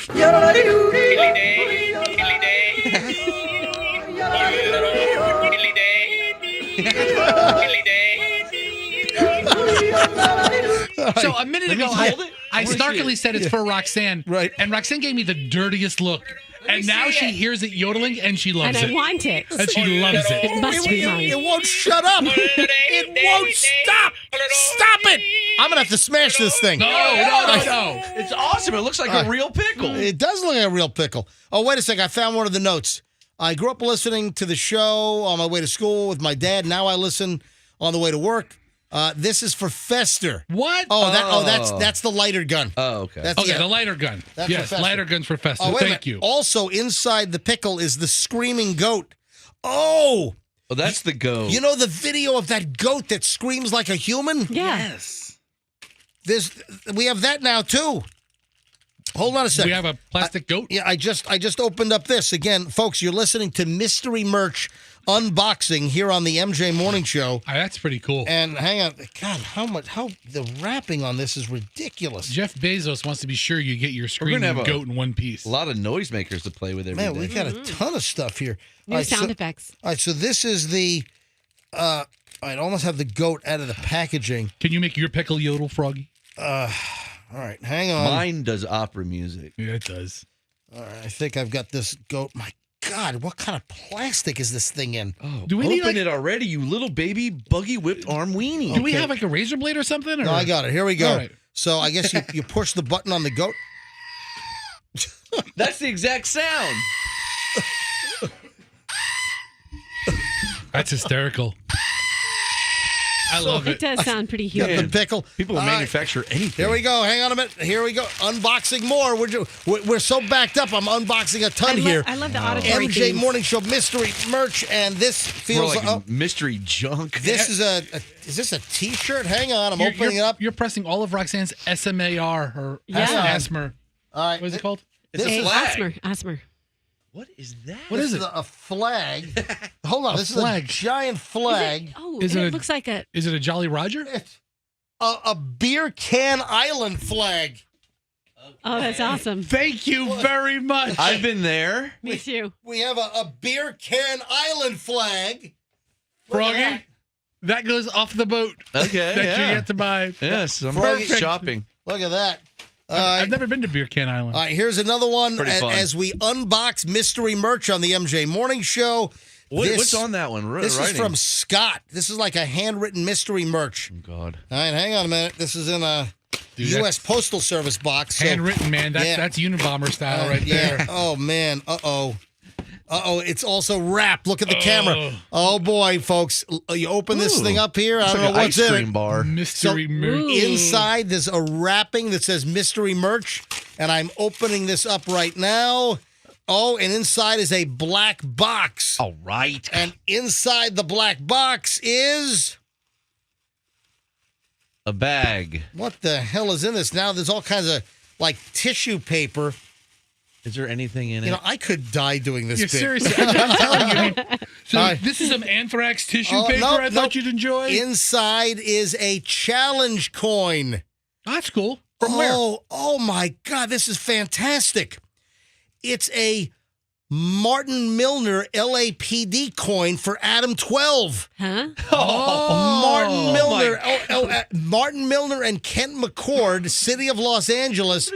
Adam 12, 1968 to 1975 challenge coin. That is pretty cool. I don't What's a know challenge Because coin? obviously someone heard me say that I watched all the episodes of Adam 12 on Freevee. So a challenge coin, Froggy, is a coin that sometimes people of a group, like a police It agency or a military agency, It started in the military. Yeah. Professor's telling me. carries it as part of their bond with this group. Oh, And- cool. God, you ought to see the I mess. think of- I got one of those from the military guys back in the day, man. Yeah, but if you were in that battalion, you'd carry it with you all the time. Oh, you can show it to get a free beer. I got one more to open up, and this is a pretty big box. I'm going to do that when we get back because we're running late. I had no idea what the time was. All right, so one more. Then also, is Michelle trying to tell me that we got relationship problems because she sent me a thing on compatibility. Dude, she should have talked to me. I would have saved her 20 years. Hang on. So we'll get to that coming up in a bit, plus a lot of Hollywood loose ends, Tom Brady, Vanessa Bryant. There's a lot of stuff coming up, and it's next on the MJ Morning Show here on Q105. Do not move, ladies and gentlemen.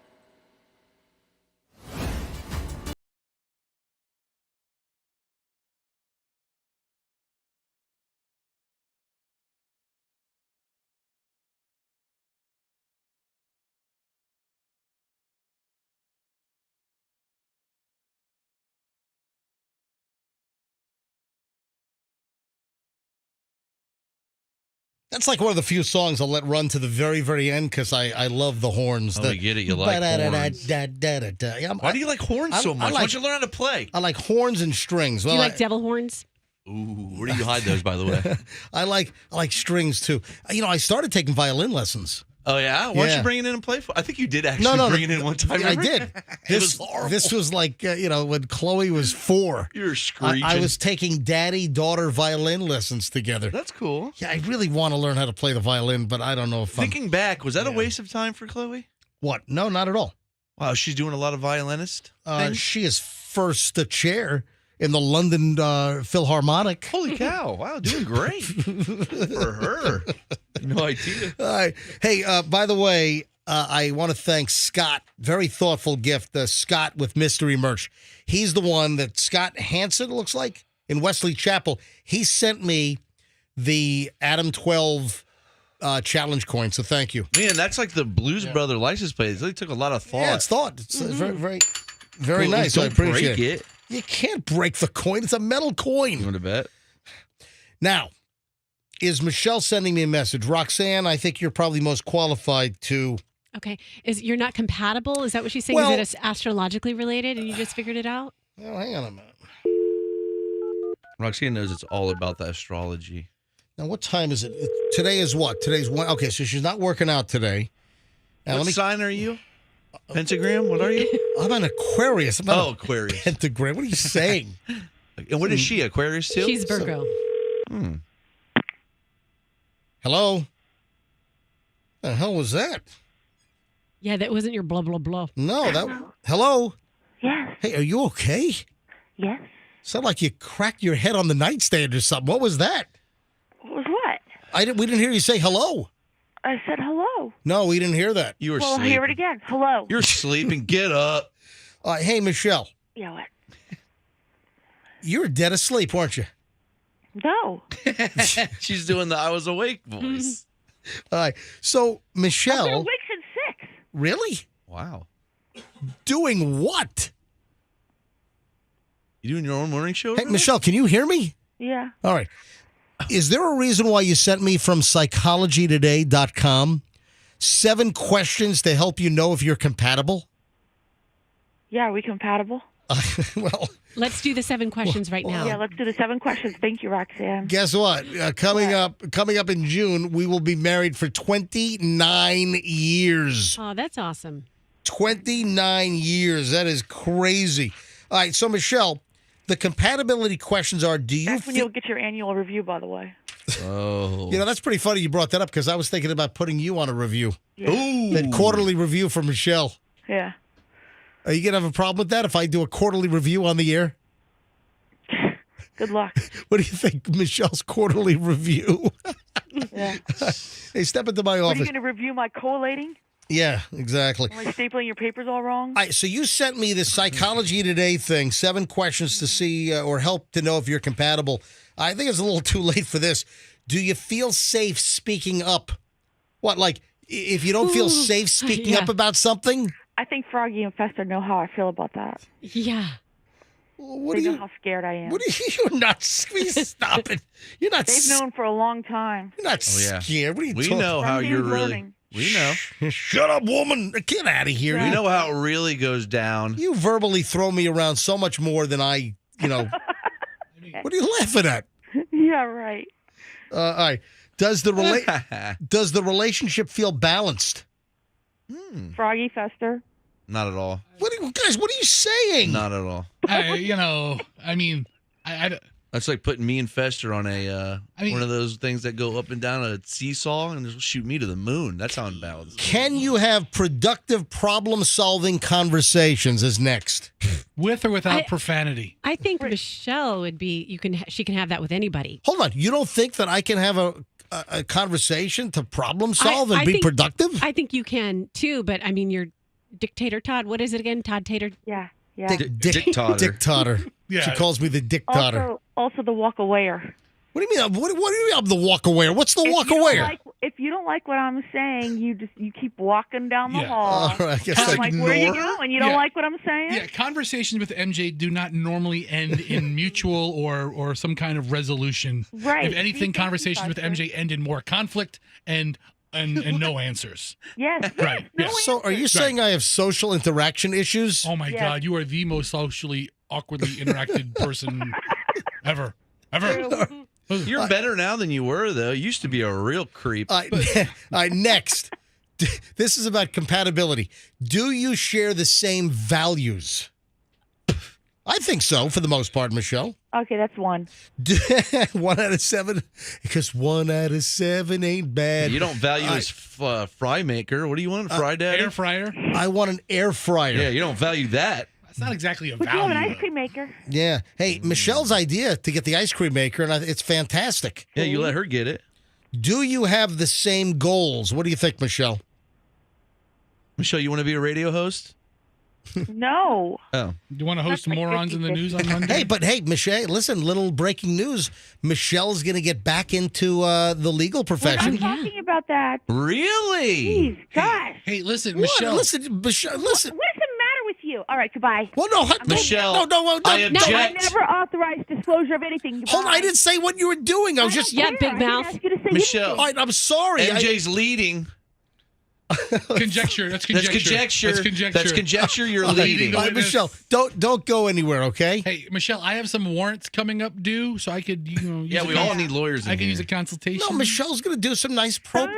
Why, if you're going to. What is the matter with you? Because it's nice what you're going to do. Goodbye. No, I'm don't hanging up. hang up. No, I'm not done yet. Hang on. Nobody asked you to talk about anything. I'm sorry. Hang on a minute. You talking about pro All right, bono work? the last two are, do you have similar needs for individual versus together time? Yeah, she needs you to shut up a little bit. Yeah, Yeah. that's what it sounds like. I need you to put a sock in it. He already has one in his crotch. No, I don't. Will you stop it? Do you have similar needs for individual versus together time? What do you think? Yes, no? No. You think we're different as far, well, you're right. Individual, because I have certain things I like to do that you don't want to do. No, I have certain things that I would like to just be left alone, and you're just like hovering over me constantly. Where are you? What are you doing? Where are you? What are you doing? I'm going to start filling out a ticket every day with my minute by minute tasks that I do. The last one is This is like 7 questions to help know if you're compatible. The last one is, do you have common, what? No. Whatever it is, no. Don't even have to read it. The last No. one is, do you have common interests? No. That is not true. We love to travel together. You love Zenith Radios, We're- Michelle? We're going to Scotland tomorrow. We love to travel. Yes, He our loves- interests are Chloe and Julian. Michelle, I'll tell you right now, nobody looks better in khaki shorts than you do, okay? So listen, I understand you and MJ have the same fashion sense. And thanks for laughing, kid. All right, listen, Meech, have a good trip to Scotland. Yeah, that's going to be so Meech. exciting. All right. And folks, if you want to see Michelle, me, and the kids, if you want to see what we're doing, well, Julian is at school, but we're going to, Julian's actually in Japan right now. He's, I know. yeah, Julian. My God, you guys are all over the world. Julian's in Japan. We're going to visit Chloe in Scotland. So, Hey, go see the William Wallace head. It was dipped in tar. After you said that yesterday, I looked it up. His head was dipped in tar. And make sure you Awesome. Go see that. follow me on Instagram if you want to watch our little trip to Scotland tomorrow. And we have a little bit of layover time in New York, so we're gonna hit a couple of my favorite Brooklyn pizza, Queens and Brooklyn pizza, while we're on JFK layover before we leave for Scotland tomorrow. So give me a follow on Instagram, Certified MJ Radio, Certified MJ Radio. All right, Michelle, goodbye. Bye. I'm looking forward to traveling with you. Really? Although enjoy your coach seat while I enjoy my first class exactly. seat. See, exactly. And you have done that to me before. No, I have not. That is you not have. true. I'm kidding around, folks. True. That is true. You sat in first class once and I did not. I don't believe that to be the case. That is, So- you want me to prove it? I don't know that these 7 questions proves your compatibility at all. Goodbye, Michelle. Goodbye. If anything, it hurt your compatibility is digging Another- up some unresolved issues. Another lovely phone call with Michelle. All right, Tom Brady. He's not doing stand-up comedy. I called BS on that lousy story yesterday. I said, this is impossible. However, Yeah, we all did. However, the report now is that he might be considering doing a Netflix roast. Oh, my God. What are you talking about? He's going to host it? No, he's going to be the roastee. But at the end, he's going to come up, and he's expected to roast all of the roastees at the end. He's getting roasted? Then has to re-roast? Just go away, Tom. Take some time off. Sources with direct knowledge tell us recent reports of his wanting to venture into the funny business of comedy are bogus. However, he's in talks with Netflix to be the center of a roast special with a working title, The Greatest Roast of All Time. So that could be a deal. You see the Tom Brady's daughter? She pulled a Chloe. She pulled a Chloe. Tom Brady's daughter pulled a Chloe by busting in on his Instagram and posting kitten photos. Oh, I thought she conned her dad into spending a summer in France. Her dad, Tom Brady's like, listen, they haven't wrote about me in 6 hours. Honey, go break into my phone and post some pictures. I need to get my attention for this hour. There you go. Hey, did you see the horrific leak of the Kobe Bryant and daughter and the other people on the helicopter, the crash scene up in the hills near L.A.? Did you see the settlement? The settlement. Yeah. Vanessa Bryant awarded $29 million in the lawsuit over the sharing from emergency personnel that were on the scene. They shared pictures of the crash site and. I would think it'd be more than that. Wow. Vanessa Bryant and her family were awarded $28.85 million over the photos from the 2020 helicopter crash that killed Kobe Bryant and their 13-year-old daughter. What about the other families who aren't already bazillionaires? MJ, is it tough to get that money? Like, when you win, you don't just get it, right? To collect? Yeah, I'm sure it is. Well, it depends. Sometimes you collect, sometimes you don't collect. And sometimes it's tough. Sometimes it's like pulling teeth. Or sometimes... like the O.J. Simpson people? It's been 25 years. They haven't gotten anything. See, that sucks. They've gotten nothing from O.J. Simpson. I killed him.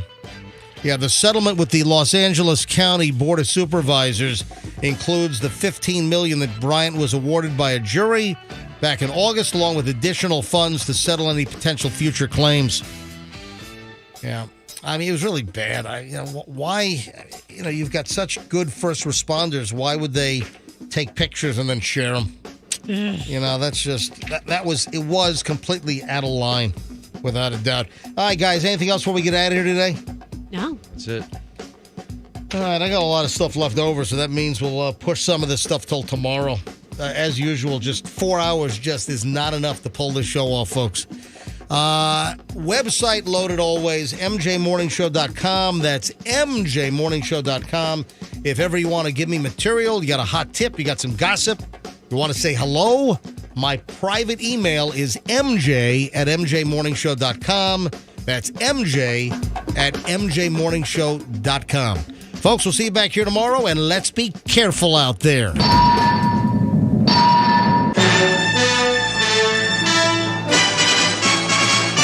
You're a winner!